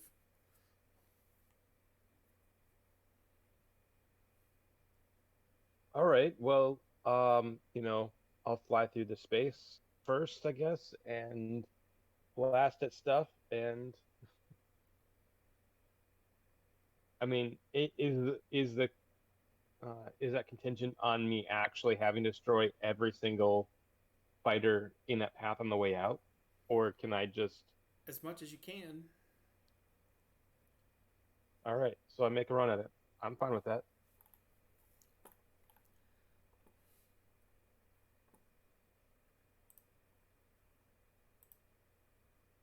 Just as long as I'm not having to just hover there in the atmosphere and dogfight against all of these vulture droids. I mean, that'd be reasonable, unreasonable.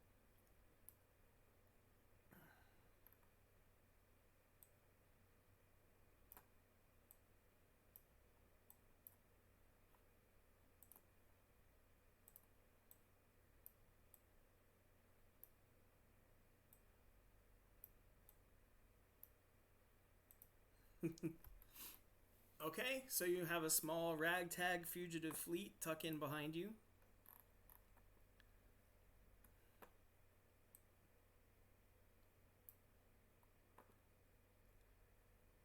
And as you clear atmosphere,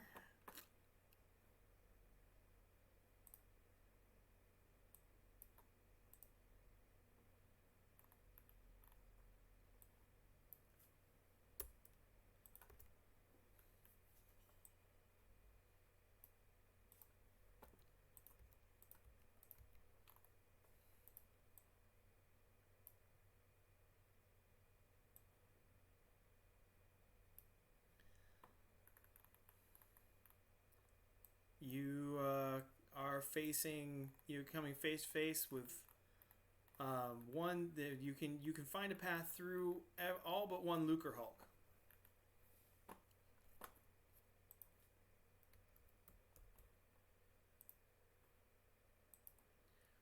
And it is dead in your way.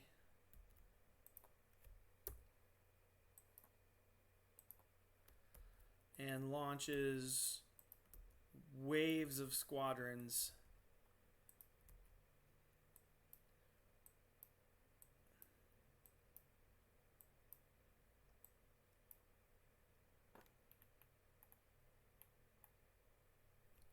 Right in you guys' faces.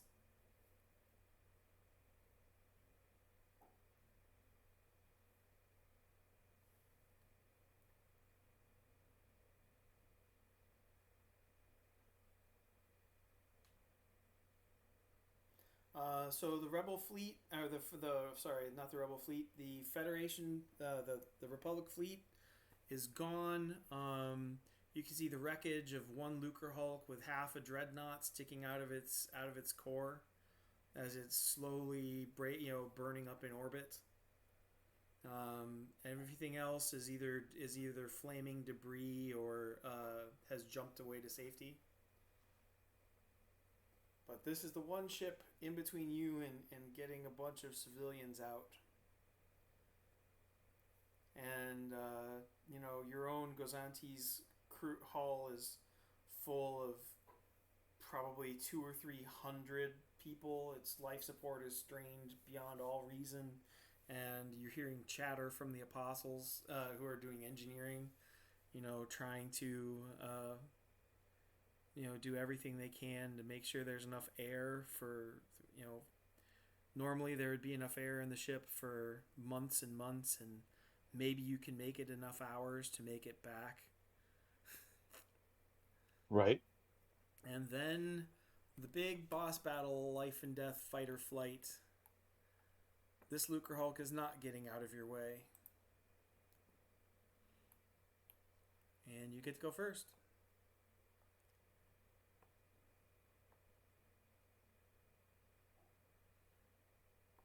All right. Well, I don't feel like running into a bunch of these guys head on. I'm gonna do some evasive maneuvers. So I'm gonna position myself to be able to, um, it's not Hato Diddle straight up the middle, but eventually getting there, maybe zigzagging back and forth, or going around somehow. But either way, I'm gonna make sure that I put myself in position not to get just shot out of the sky by a bunch of vulture droids head on. Okay. So, um,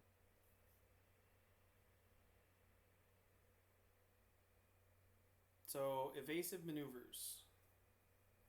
yes. You get evasive maneuvers. One use.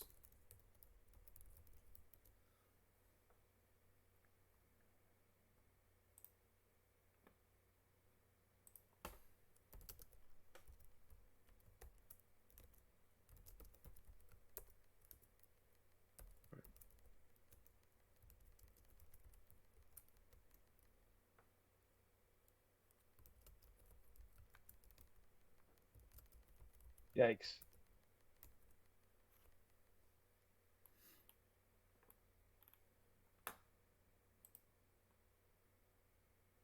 Nobody's rolling down at all.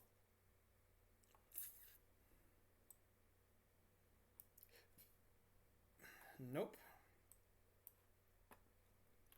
So the Gazanti does not manage to tag anybody with its attacks.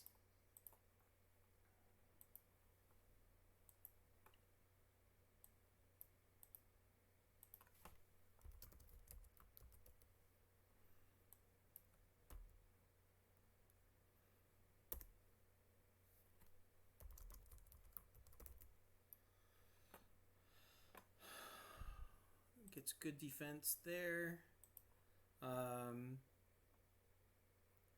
Text.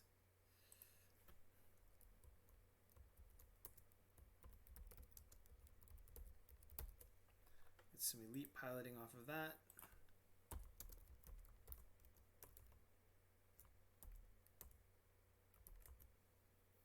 Breaks even, takes some shield damage. That's not good. And elite piloting for the reroll. A little more shield damage. So the Gazanti is at 1. That's where its shields are at. Okay. And now to shoot you.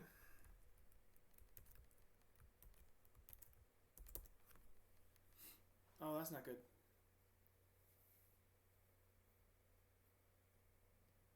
Seven, 6, 3. Yep. All right. I'm rolling 1 roll or 3 rolls. You can do it how you like. Probably just 1 roll and compare it. All right. I take it you're going to want to tag Evasive Maneuver for that reroll? Yes, I am. Okay. Come on, do something good. Epic. Oh, wow. All right. So you take a little scorching, but you're still in 1 piece. Second stress box fills in. Mm-hmm. You are up. All right. I am going to do a force attack. So I'm going to do the same thing I did before. I'm going to fill in my last force box to go and have use the force to guide my hand in attacking these guys. Okay. So attacking 3 squadrons at once again? Yes. Go for it.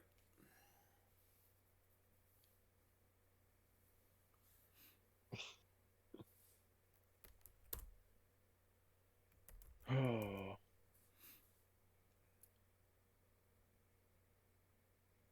All right. I'm gonna tag so that's Yeah. So they get they tie you and then exceed you and then far exceed you. right. So I am gonna tag that I'm trying to prove myself as a Jedi. I'm a hot-blooded fighter for peace.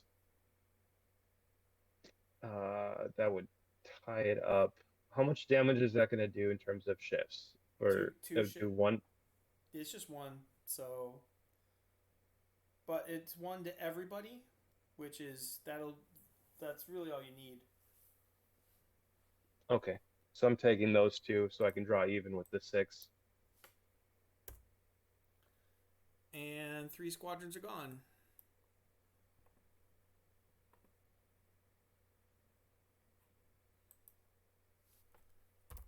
My goodness.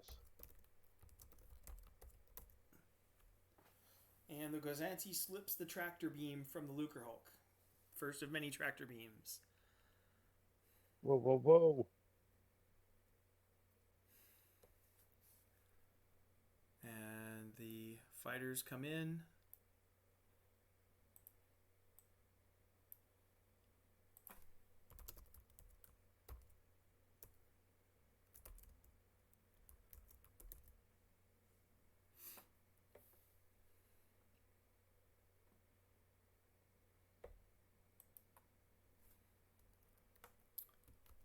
let's look at that. 1, 2, 1.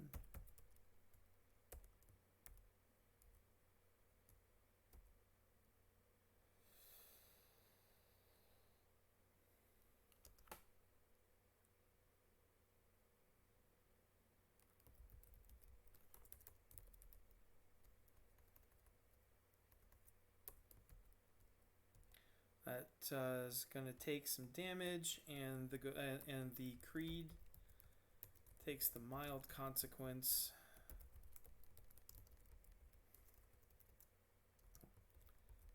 Engine damage.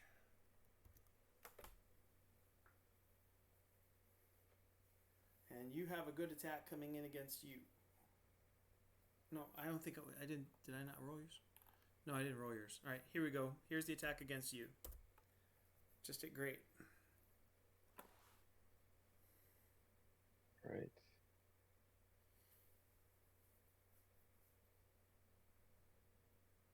I defend with the great. So I end up taking damage. Yep. So you were already, your second box was already full. Your third box is going to fill up. So you've got some shield generator damage and some shield damage. All right. And time for the Gazanti to attack. Go hordes of droids. But they are easily defeated. And you're up.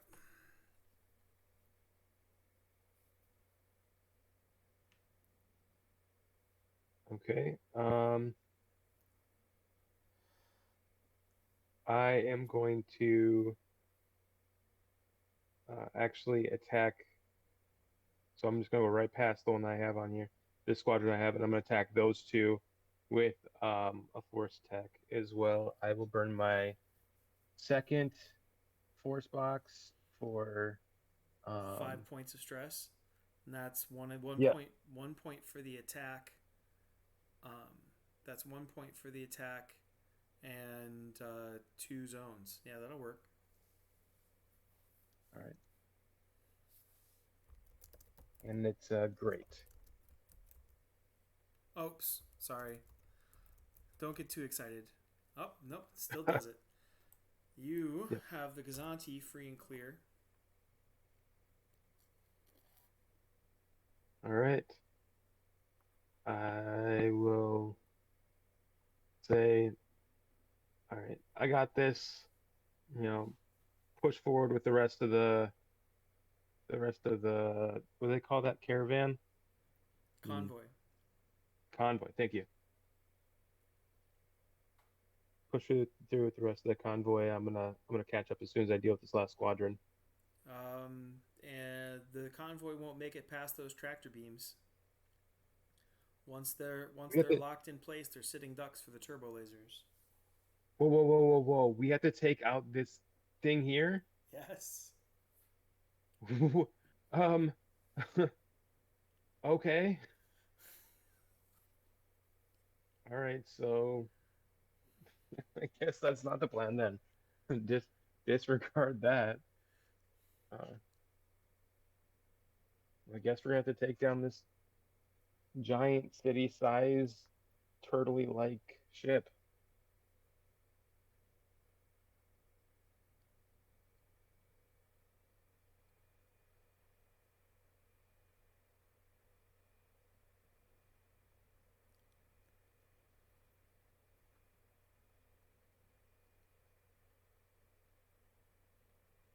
You're up. Oh no, I get to shoot you because you didn't defend yourself. Incoming fire from the remaining squadron is at good. Okay.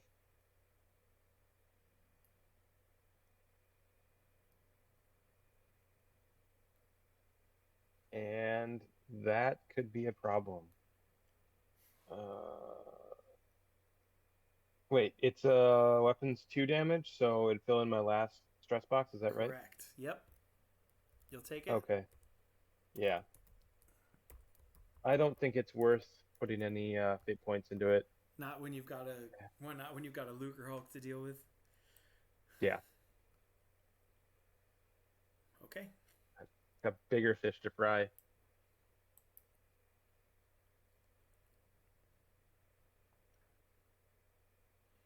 And you're up.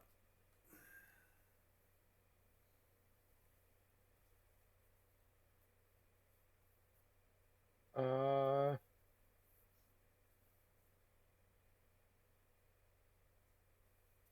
right. Well, on this last one, I'm just gonna do. Uh, well, can I move closer to the Lucre Hold so I can attack it, and then, or so that I can be in range of an attack, or can I do that next turn and not have a penalty? I'm wondering if it's gonna make a difference. It's like a swerve then break or break then swerve kind of question. Like if I were to just go and attack the squadron of vultures this turn with a straight roll, and dogfighting, am I going to have a penalty to attacking the loop rope the next turn?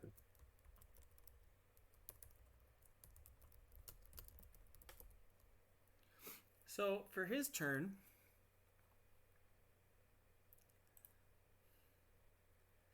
Lasho is digging deep in the force Nice. and gets a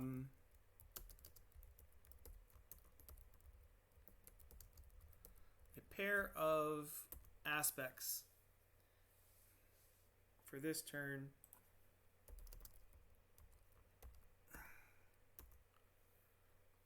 And Bar digs deep into the force, flies in between you, and actually uses a fate point on engine damage to blind the vulture droids with smoke and sparks from one of the Gozanti's blown out engines.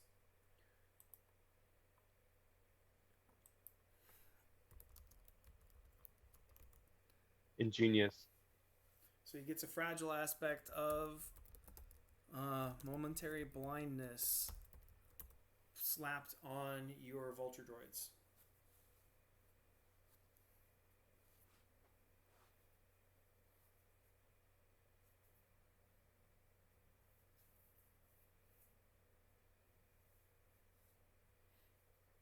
All right. Well, now's the time to take advantage of that. Seems like. Oh my goodness.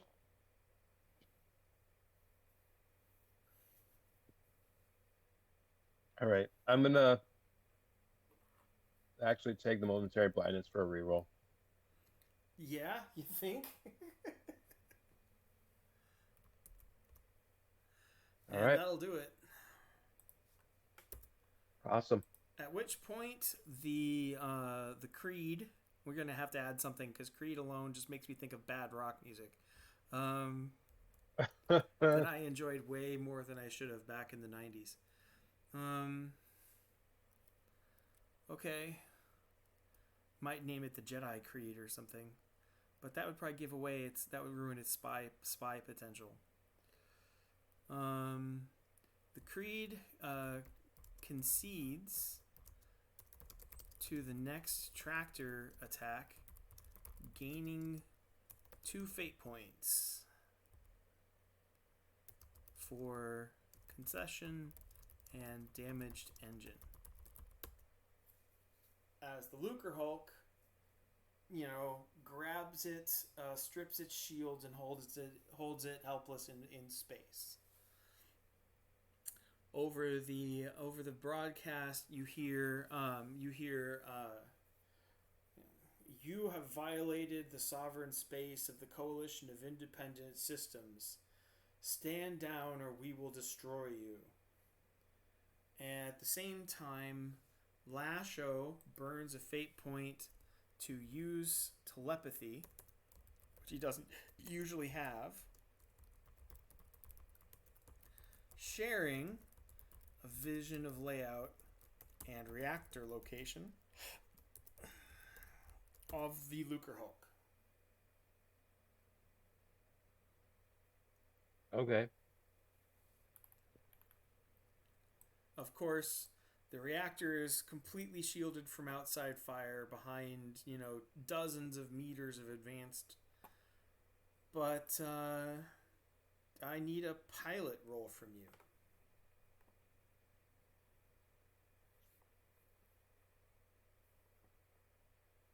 Piloting roll it is.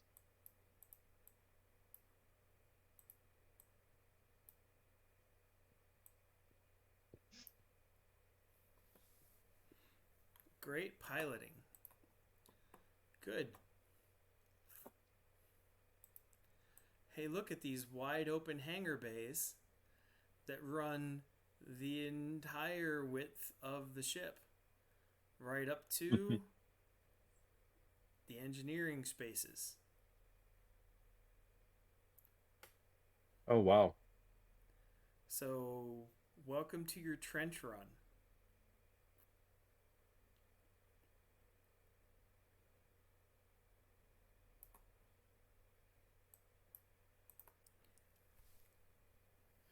So GM offers you 2 fate points in a life or death mission to save, hundreds and hundreds of civilians in a battle that would otherwise be an unmitigated catastrophe for the Republic. But Let's you do want it. to prove yourself because you're a little warrior in a big war, and you need to prove yourself a Jedi. And the Jedi live and die to preserve those who aren't strong enough to protect themselves.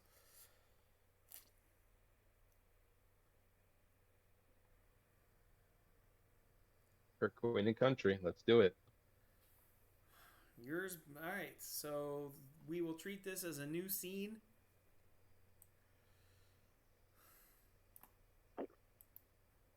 No, actually, I don't think I will. All right. So first, I need piloting because you have a lot of tractor beams and blaster bolts to dodge. Of course, they're nowhere near as good at attacking you because they're designed for bigger ships. All right. My piloting was good. Okay. As you zip forward and you line up, there is a whole squadron of vulture droids launching out of the bay, and you end up racing at each other face to face, and you have almost no room to dodge, but you get the initiative.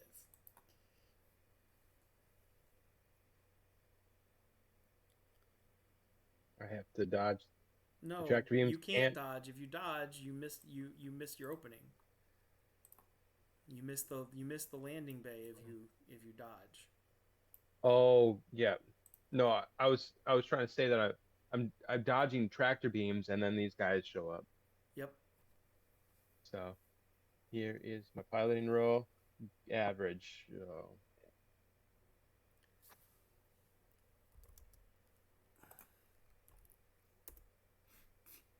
Wow, they roll barely above that.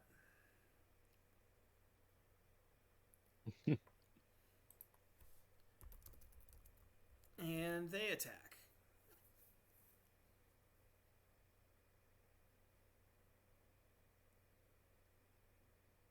All right.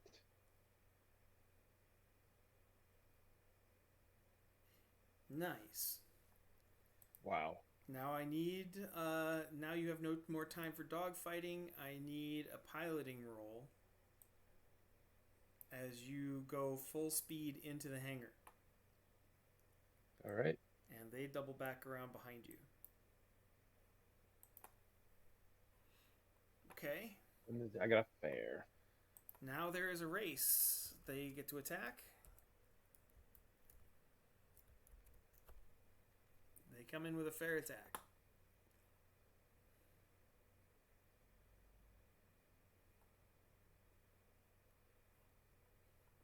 Fair attack, and I'm gonna definitely not let that happen. So no room to dogfight. Not a lot of room to dogfight. Only a path forward. I just hear Star Fox barrel roll.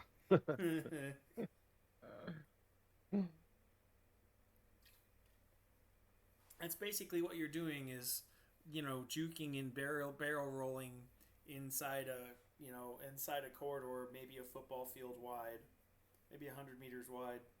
And there's force fields, and you're racing past droid tanks and hundreds, if not thousands, of battle droids that are looking up at you in absolute shock.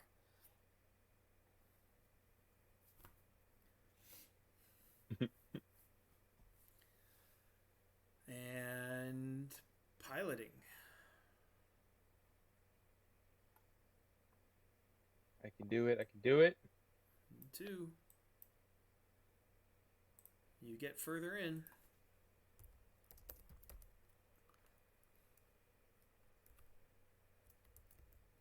And trench run style, they're still on on your tail, making the attacks. All right. Let's not let that happen. Oh, ouch. Take it. What do I have for my stress track right now? I didn't. Oh, I don't think you can take it. Because you no. are, and so your current stress track, as I recall, looks like this.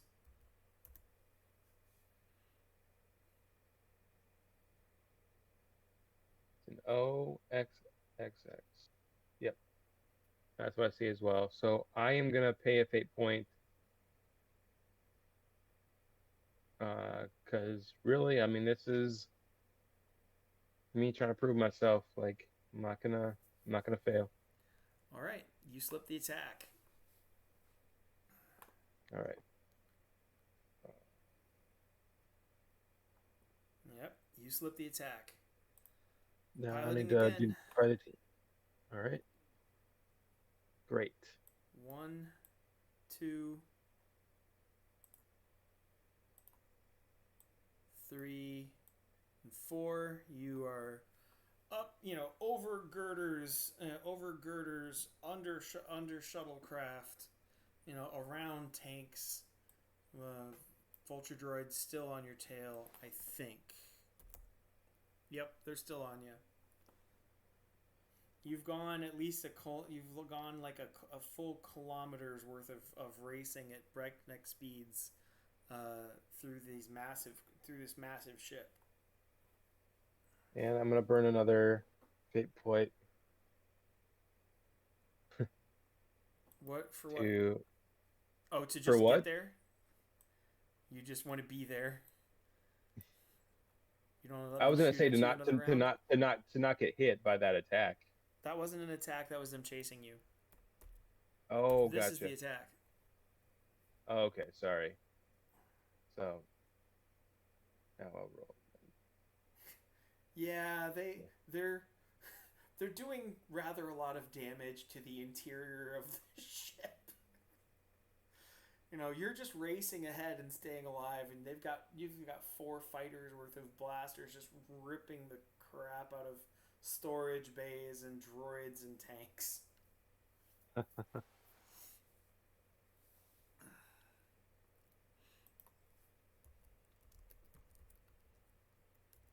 And probably one more piloting roll will get you to your exhaust port, Luke. All right. Nice. So you needed 1 and Ooh. 2.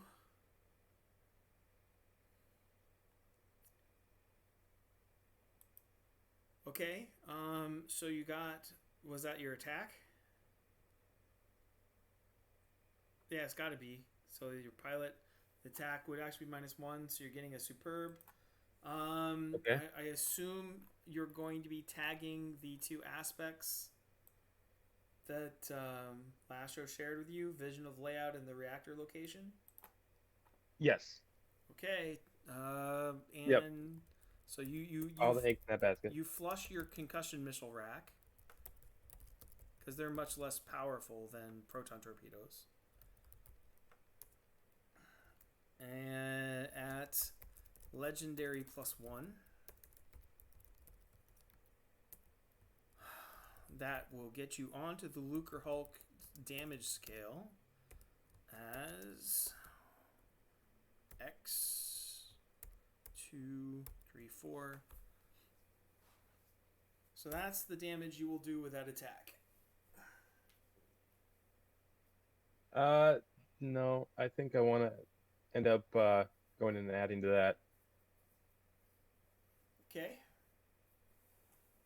I'm a hot-blooded fighter for peace. This is me saving lives by blowing the crap out of these by these robots, and then I also want to put a point into why is violence not being answered Why because is violence not being answered?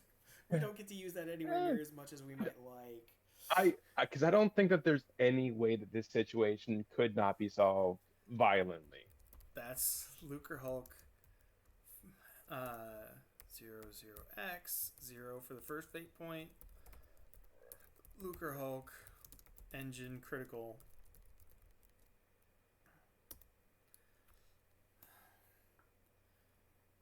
Okay, now comes the fun stuff. I'm going to try to shoot you, of course. Ooh, that could sting. Yeah.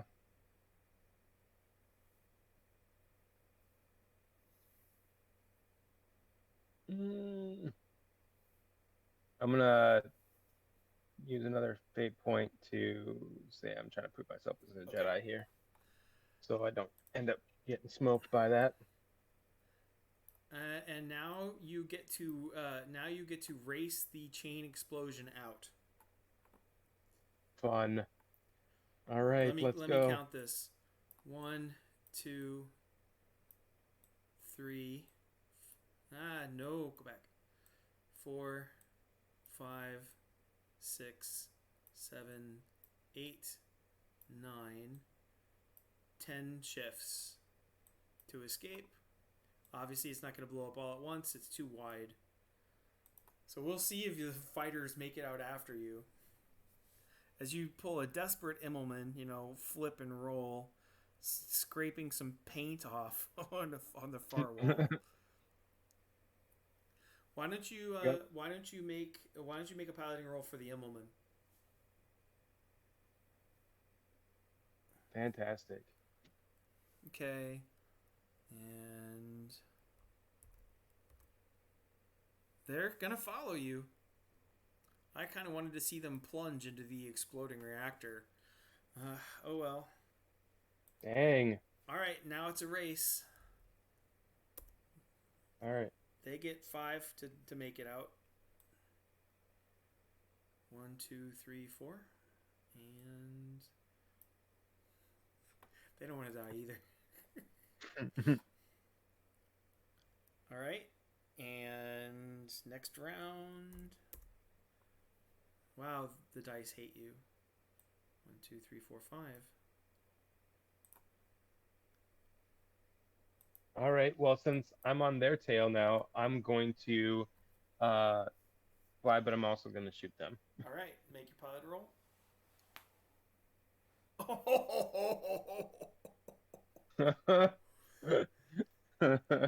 Well, if you don't want to pass them, you can cut a couple shifts off of that.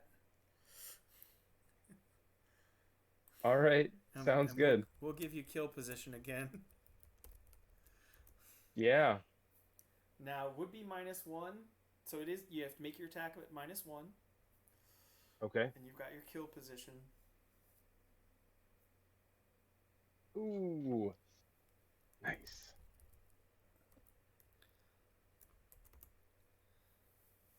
And yep, if I take that, then that takes care of it, right? Yep. All right. There we go. Those are some close rolls. And you rocket out and away as the Lucre Hulk breaks in half and explodes. The tractor beam vanishes, and there is a brief but clear path through. Big explosion graphics insert here. Do we want to count your kills here, man? I mean, Star Wars fighters do paint silhouettes on their ships. So, one Lucre Hulk, 4 times 1, 2, 6 here, 9.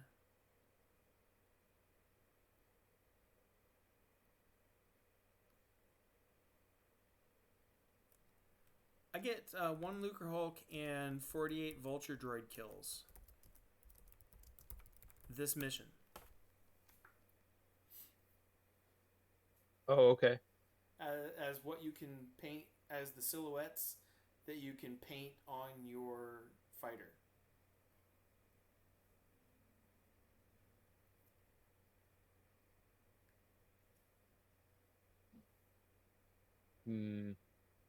I'm thinking that instead of going and painting the silhouettes of those fighters on there, Hashtags, he's probably gonna what? hash marks.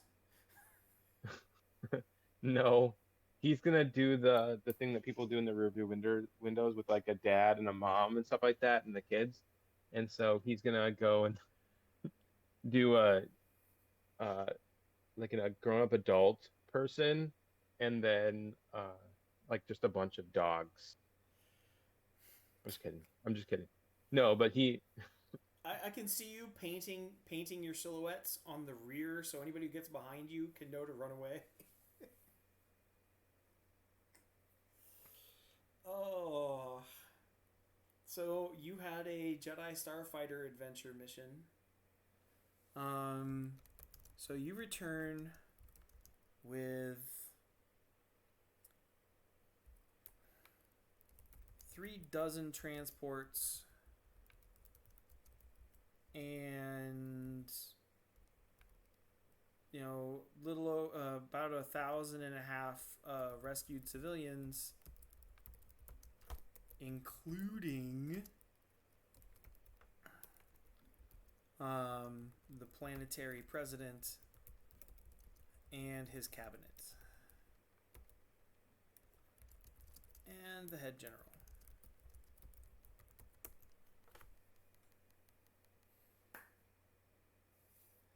Nice. Not the victory you wanted, but you receive the Medal of Valor from the planet. No, you receive the Planetary Medal of Valor and diplomatic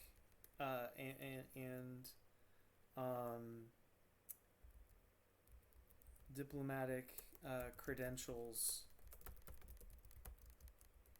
for the planet, for the sector, which means they can't make the Jedi. They can't make the Jedi accept you. You're gonna have to do that, but they can't arrest you. So you're kind of in the legal position that Count Dooku was before the war started, which is better than being a wanted man. Right.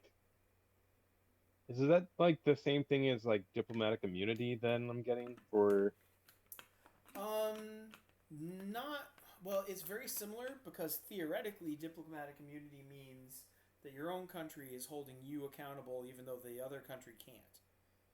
right. That's very much what's going on. But it's like it's obviously limited. It's not just like a catch-all. Yep. Nice. You get to keep the fighter. You have to defend against a great mental attack as you stand in uniform at the military service, at the military funeral for the 10,000+ warriors who died in the battle. And the planet has fallen to the Coalition, but Holonet broadcasts from their leaders from a sector capital.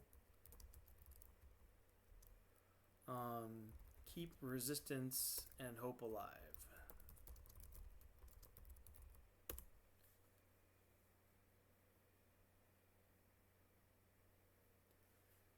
So we are at a minor milestone.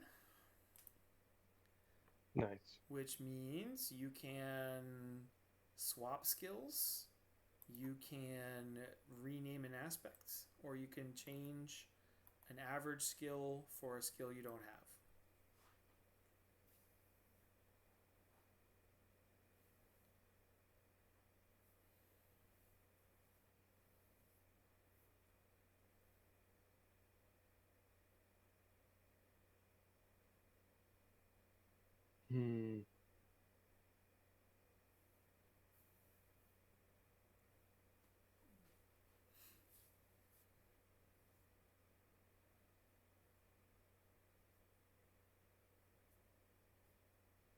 Don't think I want to swap any skills out, so I would be looking at an aspect.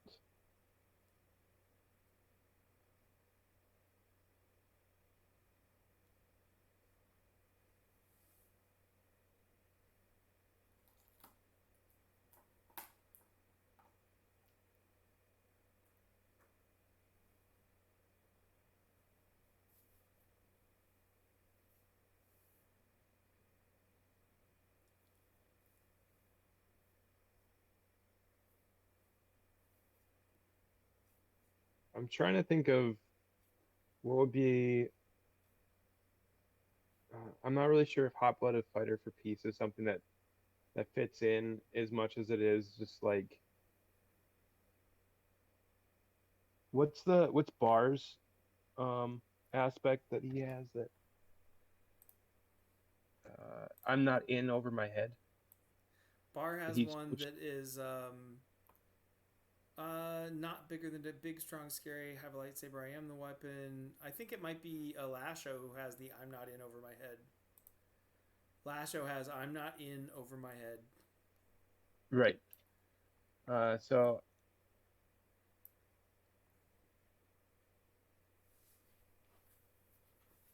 hmm, he is a character that very much is just like, all right, we're going ahead and doing this, but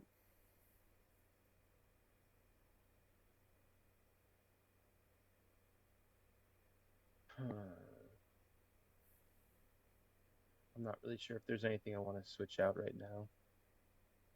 Okay, then we're pretty much good.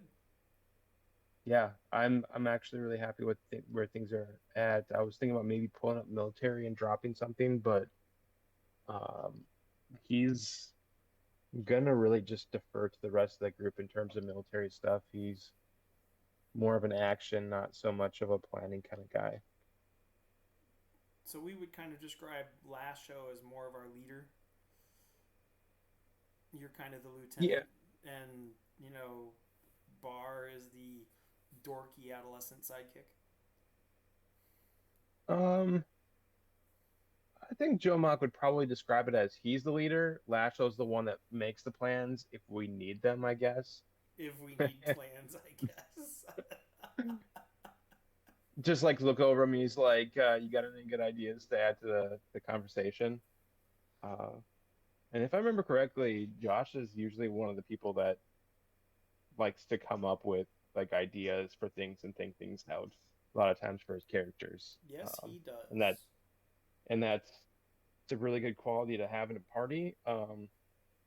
But you have a little bit of Joe Mock in there. The kind of players that I tend to like to have because I feel like if you get too analytical, you're never doing anything. So you have the people who act without plans and the people who only plan and never act, and you got to have a little bit of mixture. And then there's Evan. So Evan's like an oracle. He, he's he's like, you know what? I look 20 years into the future and I realized I need to build myself an entire laboratory full of magitech, you know? Yeah, yep. Mm-hmm. Or he's like, by the way, I'm gonna, be a, build a warlock contract, but it's gonna be, uh, the name for God that nobody knows or nobody remembers anymore, and just be like creepy and ominous about it. And you're like, The Reed of Elah, when we played that joke on you guys, that was my goodness. I'm I have his permission fully to steal that for a novel, and I plan on it.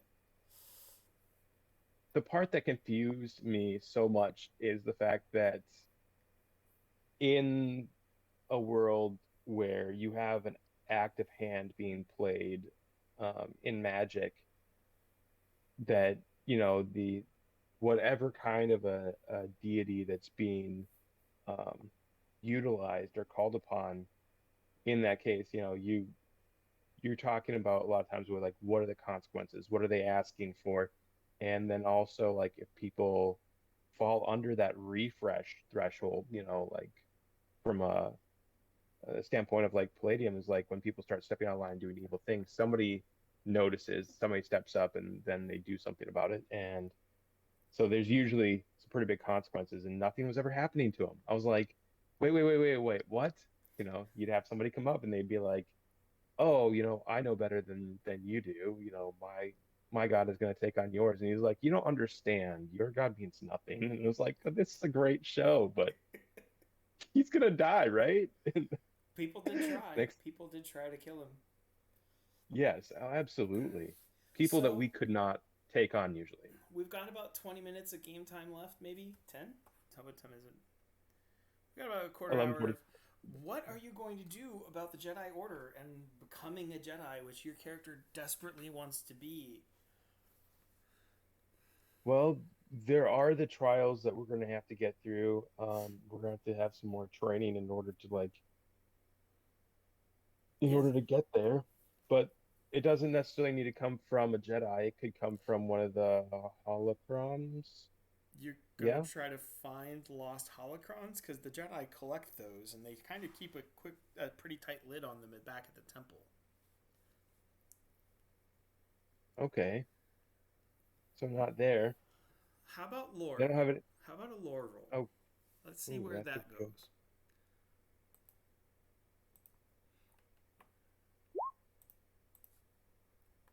Got an average lore.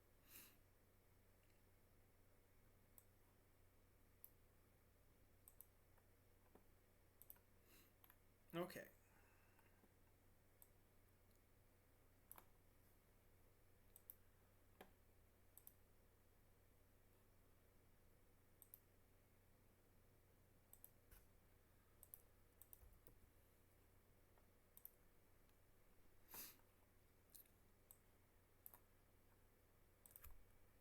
Let me get the shareable link again. All right. So I'm throwing the link up in the in Messenger. Sounds good. Let's look at the actual rules in the first portion. The Fate Core rules. Like, what do you need to be a Jedi? You must have Force, Force Defense, Force Sense, Lightsaber, and Telekinesis. Bare minimum Jedi Knight. Right. Okay. And so, I have force sense, force defense, and lightsaber. So I'm just missing telekinesis then for You're the bare missing minimum. telekinesis. Yes. Okay. What do you know about your other characters? Well, we have one that knows telekinesis, and uh, that they don't have force sense, but that's something that I know. Right.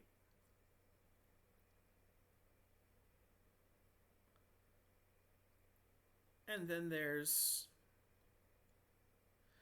and then there's Bar, who You can't teach us that stuff. will not poke his eye out with a lightsaber, and that's kind of like as far as he's gotten in terms of Jedi training. Right. He doesn't even have Force defense yet. Right.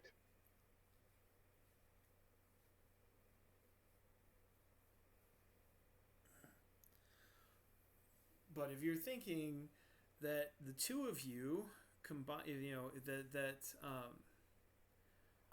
if you're thinking, we look at characters that Jomak and Lasho together make a complete Jedi, and that they can teach each other.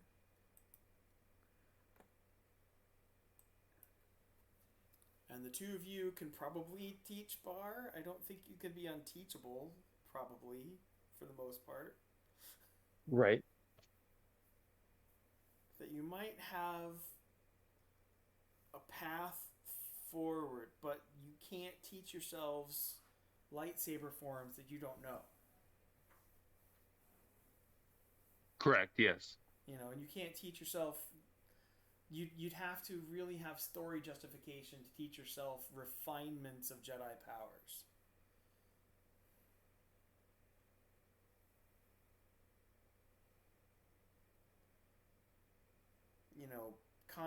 To go from Force sense to battle meditation, the odds are against you figuring out how to do that on your own. Right. Yeah. So you've got a couple steps forward for you and Lasho in terms of becoming Jedi, or at least reaching the Jedi skills, but you can't. Are you guys really planning on quitting the Jedi Order? Or were you trying to prove yourselves to them?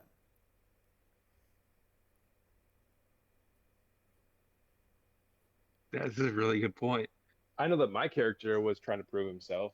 I I don't think there's any animosity or conflict with the ideology between our characters and the Jedi, the Rusan formation Jedi Order. Do you I feel that I your character always do. may have proven himself with Yeah.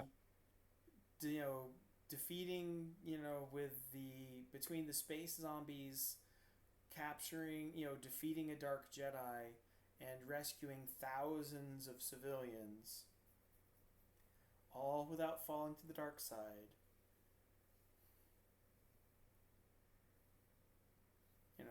Do you feel like you might be in a position to make that appeal? Or do you feel like you need to prove yourself more?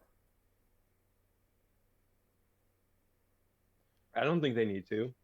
And I think that it's very much that like moment of understanding, like I got through all of this. I made it through, and like we didn't need any adults to, like any adults in the sense of like we're kids and the Jedi Masters are adults. We didn't need any Jedi Masters to come and rescue us. We made it through by the skin of our teeth. Yeah. So are you planning, would you like to get on the HoloNet and make your appeal to the council? Yeah, I think that that's exactly what's going to happen. And might be a little sulky, like a little sad when Well, we're if, doing if, it if because they're going to overlook your, multiple felonies, maybe you might back up off the salt content. well, no, I'm saying that there will be like a little bit of humility being like, hey, we almost got in over our heads and Oh, we yes. want to come back. Like the like, please, don't be mad at us, but we realize that coming back is going to be the right choice. Okay. So a little tail tucked between the legs, kind of, not too much. I mean, we still have some pride. So you want to prep for this role? Absolutely. Yeah. What You know, skills take it over. what skills would you like to use to create advantages for this role? I think that a big one is going to be knowing the order, and so doing a scholarship role. Is it scholarship or lore role for that? Both might be appropriate. Thinking of like the bureaucracy of it and like what people have done in the past in terms of Yep. this kind of situation. Yeah, that's not good.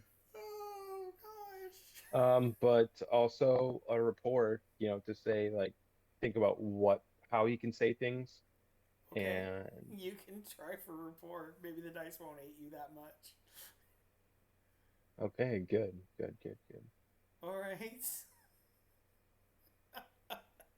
So you're going to appeal to the Jedi Council, and I now have stats on Jedi Masters that I can use as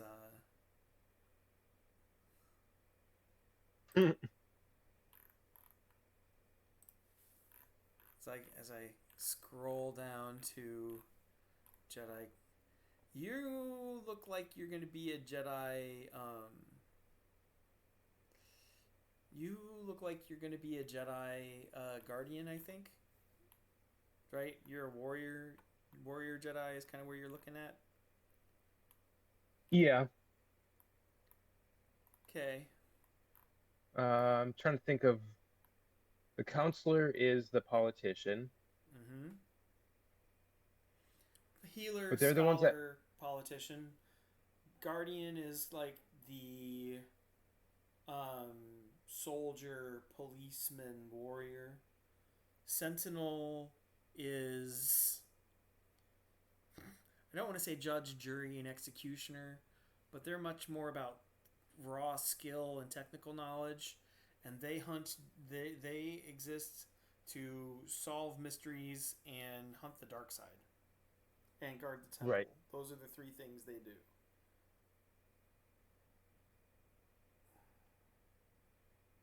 right. I'm just looking at the Jedi Master, like what they have for stunts, and realizing that the Guardians have a lot of different lightsaber related things going on, and they have the force speed, but that the counselors, Jedi Master Counselor, are the ones that have um, a lot of force sense and battle meditation kind of Mm-hmm. going on, and so that's gonna be, I think, the And the the bigger thing Sentinels there. are much more about interrogation and manhunting, and they're Right. like the Yeah. U.S. Marshals. Yeah, they're much more rare than the other two orders, other two Bane of branches. Darkness.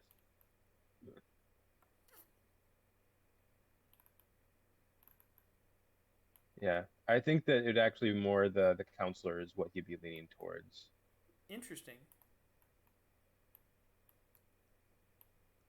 So maybe not necessarily going full in on the politician aspect of it as much as it is like being the one that can uh, kind of just set up the battlefield and kind of look into the future.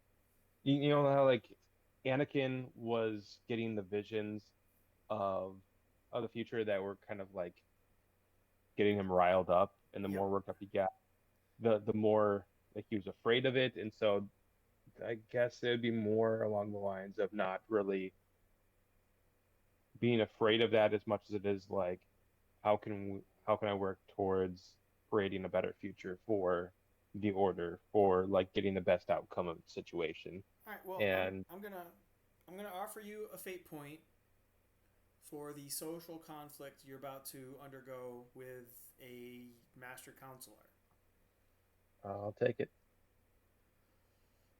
Um, since that's the branch you want to get let back in, that's probably the guy you're negotiating with.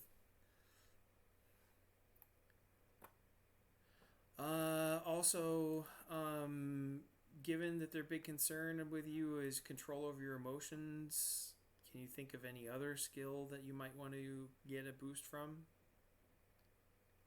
Get an advantage from? Um, Cough, will. I was yes to comport myself in a calm manner that obviously is not gonna yeah be somebody who's like overly emotional. It shows that I have the ability to be in control of my emotions. Okay, well, they actually are going to cheat and throw you up against a Jedi Sentinel instead. Because you've got your questionable choices. They're, they've got some questions. I'm sure they do. So, Have you joined the dark side? No. You're telling the first truth. off, we're going to attack you with provoke to try and get you off guard. You can oppose with will or empathy. I will be opposing with will.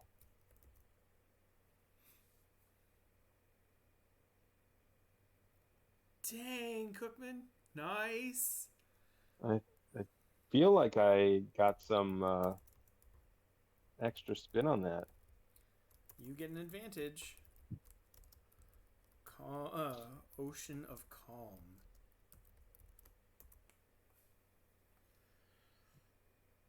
And then we're going to attack you with lore.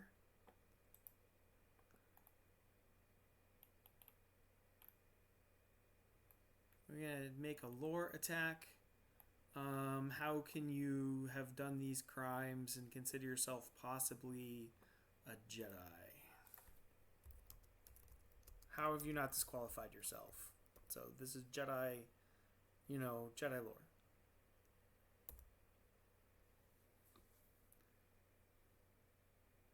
Wow.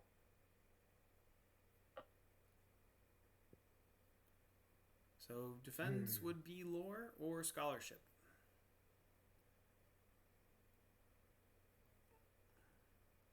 All right. Well, I'm gonna use lore. Ouch. Would you like to tag Ocean of Calm for a for a reroll? You're only down one. You might be better off maybe. So you'd need 3 aspects. You can do Ocean of Calm, and you did have you did get a rapport. So you could tag Ocean of Calm, and you can tag planned dialogue from your rapport, and then you'd only need 1 fate point to overcome that attack.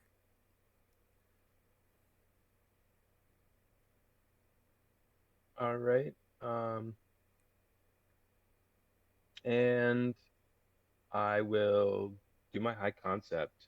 I am a Jedi Padawan, so obviously there are gonna be rules are gonna be specific for Padawans versus Jedi, and I will have been actually taught that. So,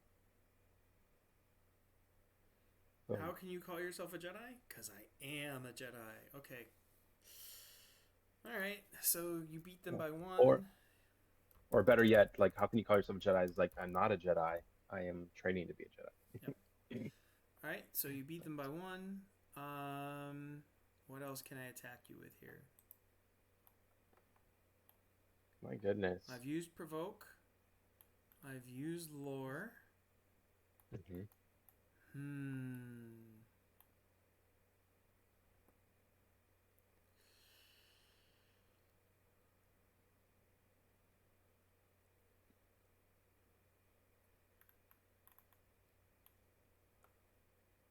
Empathy versus rapport.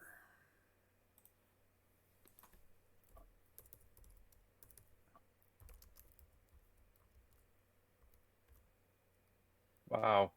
Okay. My dice just don't like the dice just don't like you. Oh, ouch. Do you have a 3rd mental stress box that you can take it? Yeah, 4. Okay. So you can just take it. I definitely will take that. Yeah. And then scholarship.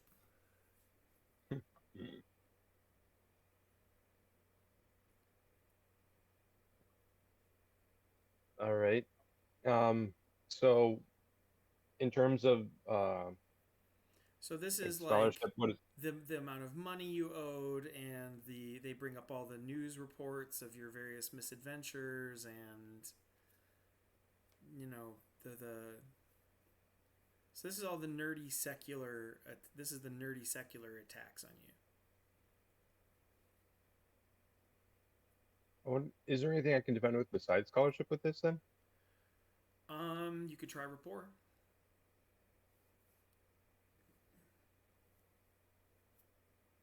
Yikes. Okay. 5 shifts. Dang. No, I'm gonna.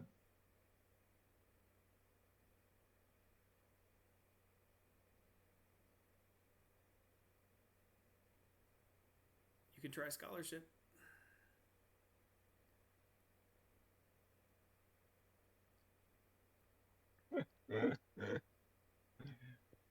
um.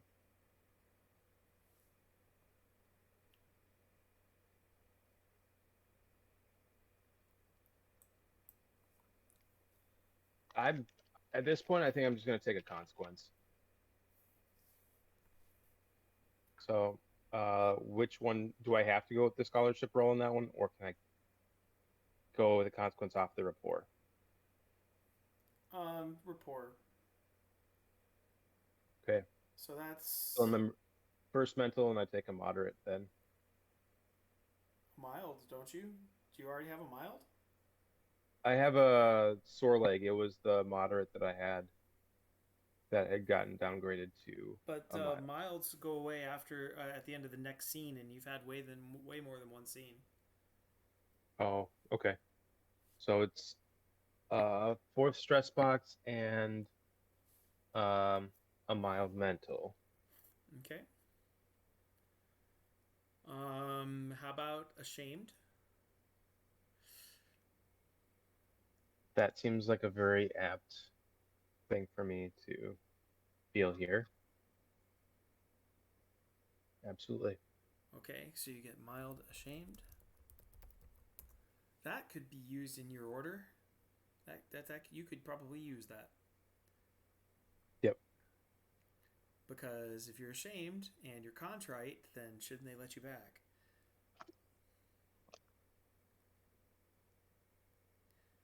Can you think of any story aspects you might be willing to throw in on your defense?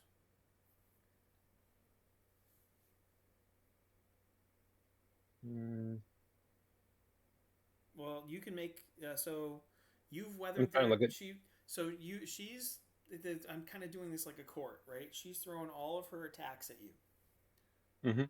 Your turn. You can make any rolls you want to against her. I would not suggest trying a mind trick on No, I'm not gonna. I'm not gonna use the force. All right. her. Additionally, I'm looking here.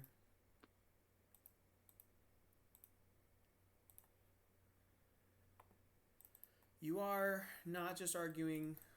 You are not just arguing for your own benefit. You are arguing for all the other guys as well.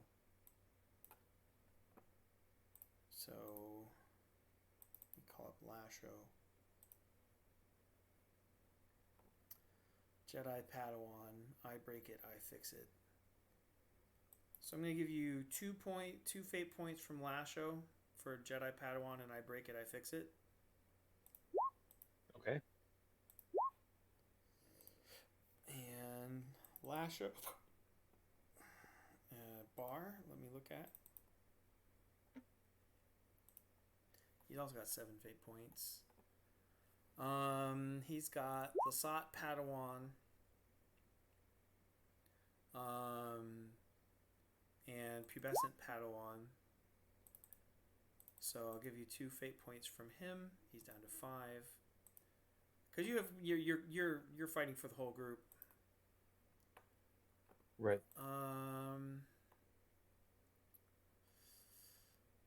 And you've been prepping for this, so I'm gonna give you 1 from BD, mostly helpful, mostly harmless. Because scholarship was a weakness. So that list is what. So the fate points I've used are basically them using fate points on your behalf. Right? Right. So those are already paid for. You get 1 free tag on each one of those. Oh, gotcha. So So that's 5. so yeah. You can move your fate points back down. You had like 3. I had 3, yeah. Yep. Okay. So that's how we're doing this mechanic. So you're arguing everyone's case to get them back into the Jedi Order. Those are the aspects they can give you. Okay. Do it. All right. Exhibit 1.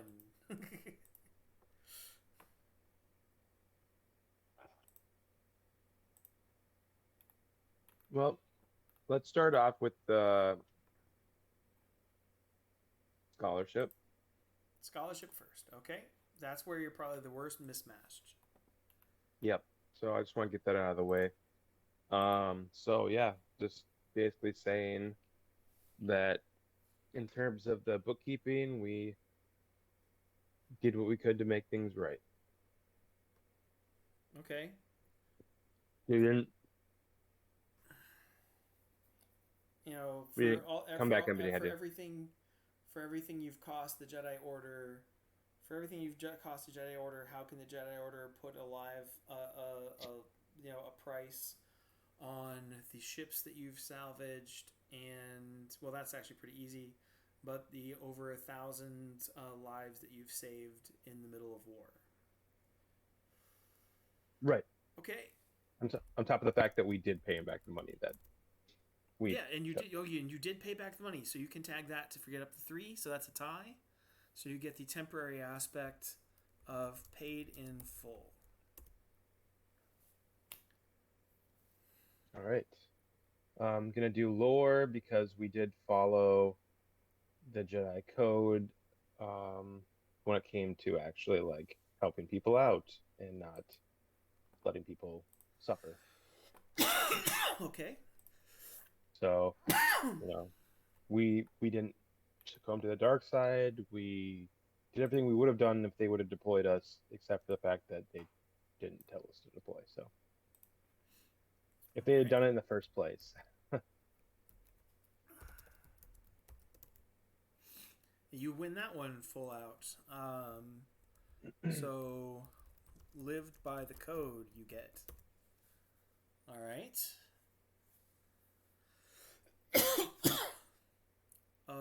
Will? Your presentation matters. Yep. And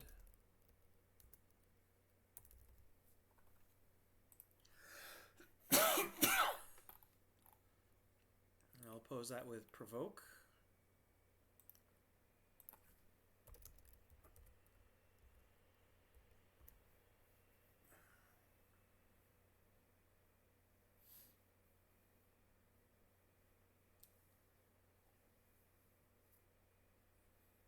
So, counter her. She if you don't do it, rely on anything else, she's gonna rattle you. With her counters.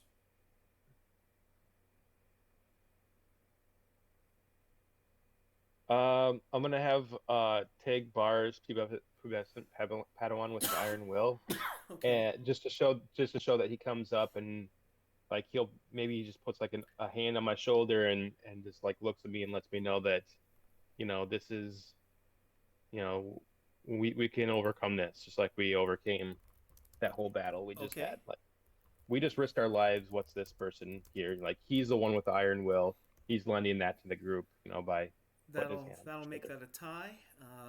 You Yep. want to win it? Probably break even whether you get an aspect off this after for using an aspect. So Right. that's kind of a wash. And then here comes the biggie. Then I need a legendary rapport.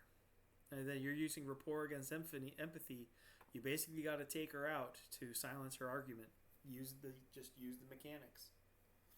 Right. Ouch. Roll that one. You have to inflict a consequence. Right? You don't have to Right. destroy her career. Yeah. You don't have to get her kicked out of the Jedi Order. You just need to put her back on her heels. So what can you tag? Well, let me roll. I can defend that with will or empathy. Going with will because it's the meanest thing I can do to you. Yikes. How far can you tag it? All right. I already tagged I break it, I fix it for my first scholarship roll. But I will tag Zabrak Jedi Jedi Padawan and Lasat Jedi Padawan. And then BD6 is mostly helpful. Paid in full. Live by the code.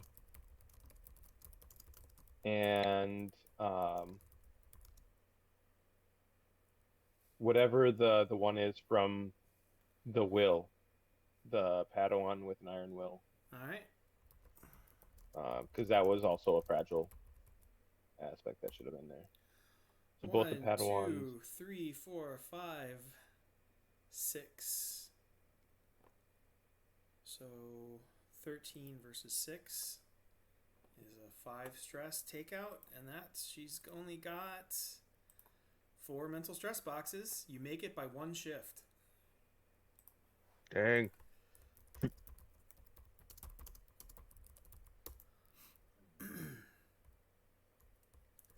You and all your fellow Padawans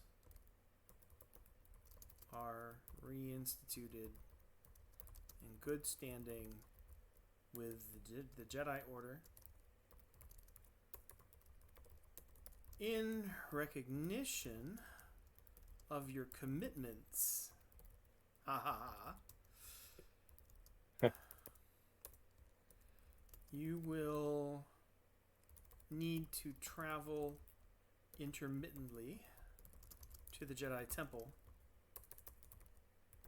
for lessons or holo commute as you continue your studies while you serve the System Defense Force. Appropriate Jedi resources. The bare minimum, but we must show your restoration.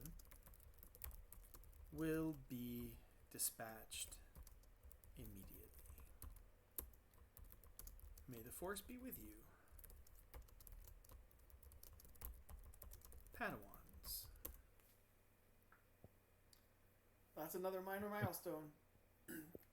Because what we just gamed out in half an hour, honestly, would have been... We could have made a movie out of that. Right. Or we could have at least got an hour-long TV show out of that. The studying, the arguments, the court drama... And that was done by HoloNet. You guys are standing in a room, and they've got the holo projectors, and they basically HoloNetted in the Jedi Council. Right. So Yoda has reinstated you all. Your gameplay is not going to change much, but you're no longer kicked out, and I get to give you some of the good toys now. and supporting clone troops. Awesome. So you're getting a retrofitted Jedi Corvette and a squad of clone troops each. Maybe they can show the apostles some tricks and get their refresh up. Oh, I'm sure that the clones are going to just love to hang out with the clankers. Probably keep those crews just separate. I mean, that you're going to have to earn that story-wise.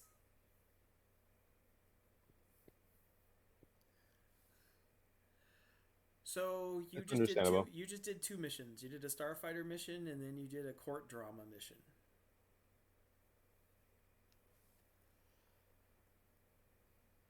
Yeah. Good job. I think we're going to call it there, and I will get this saved and uploaded. Okie doke.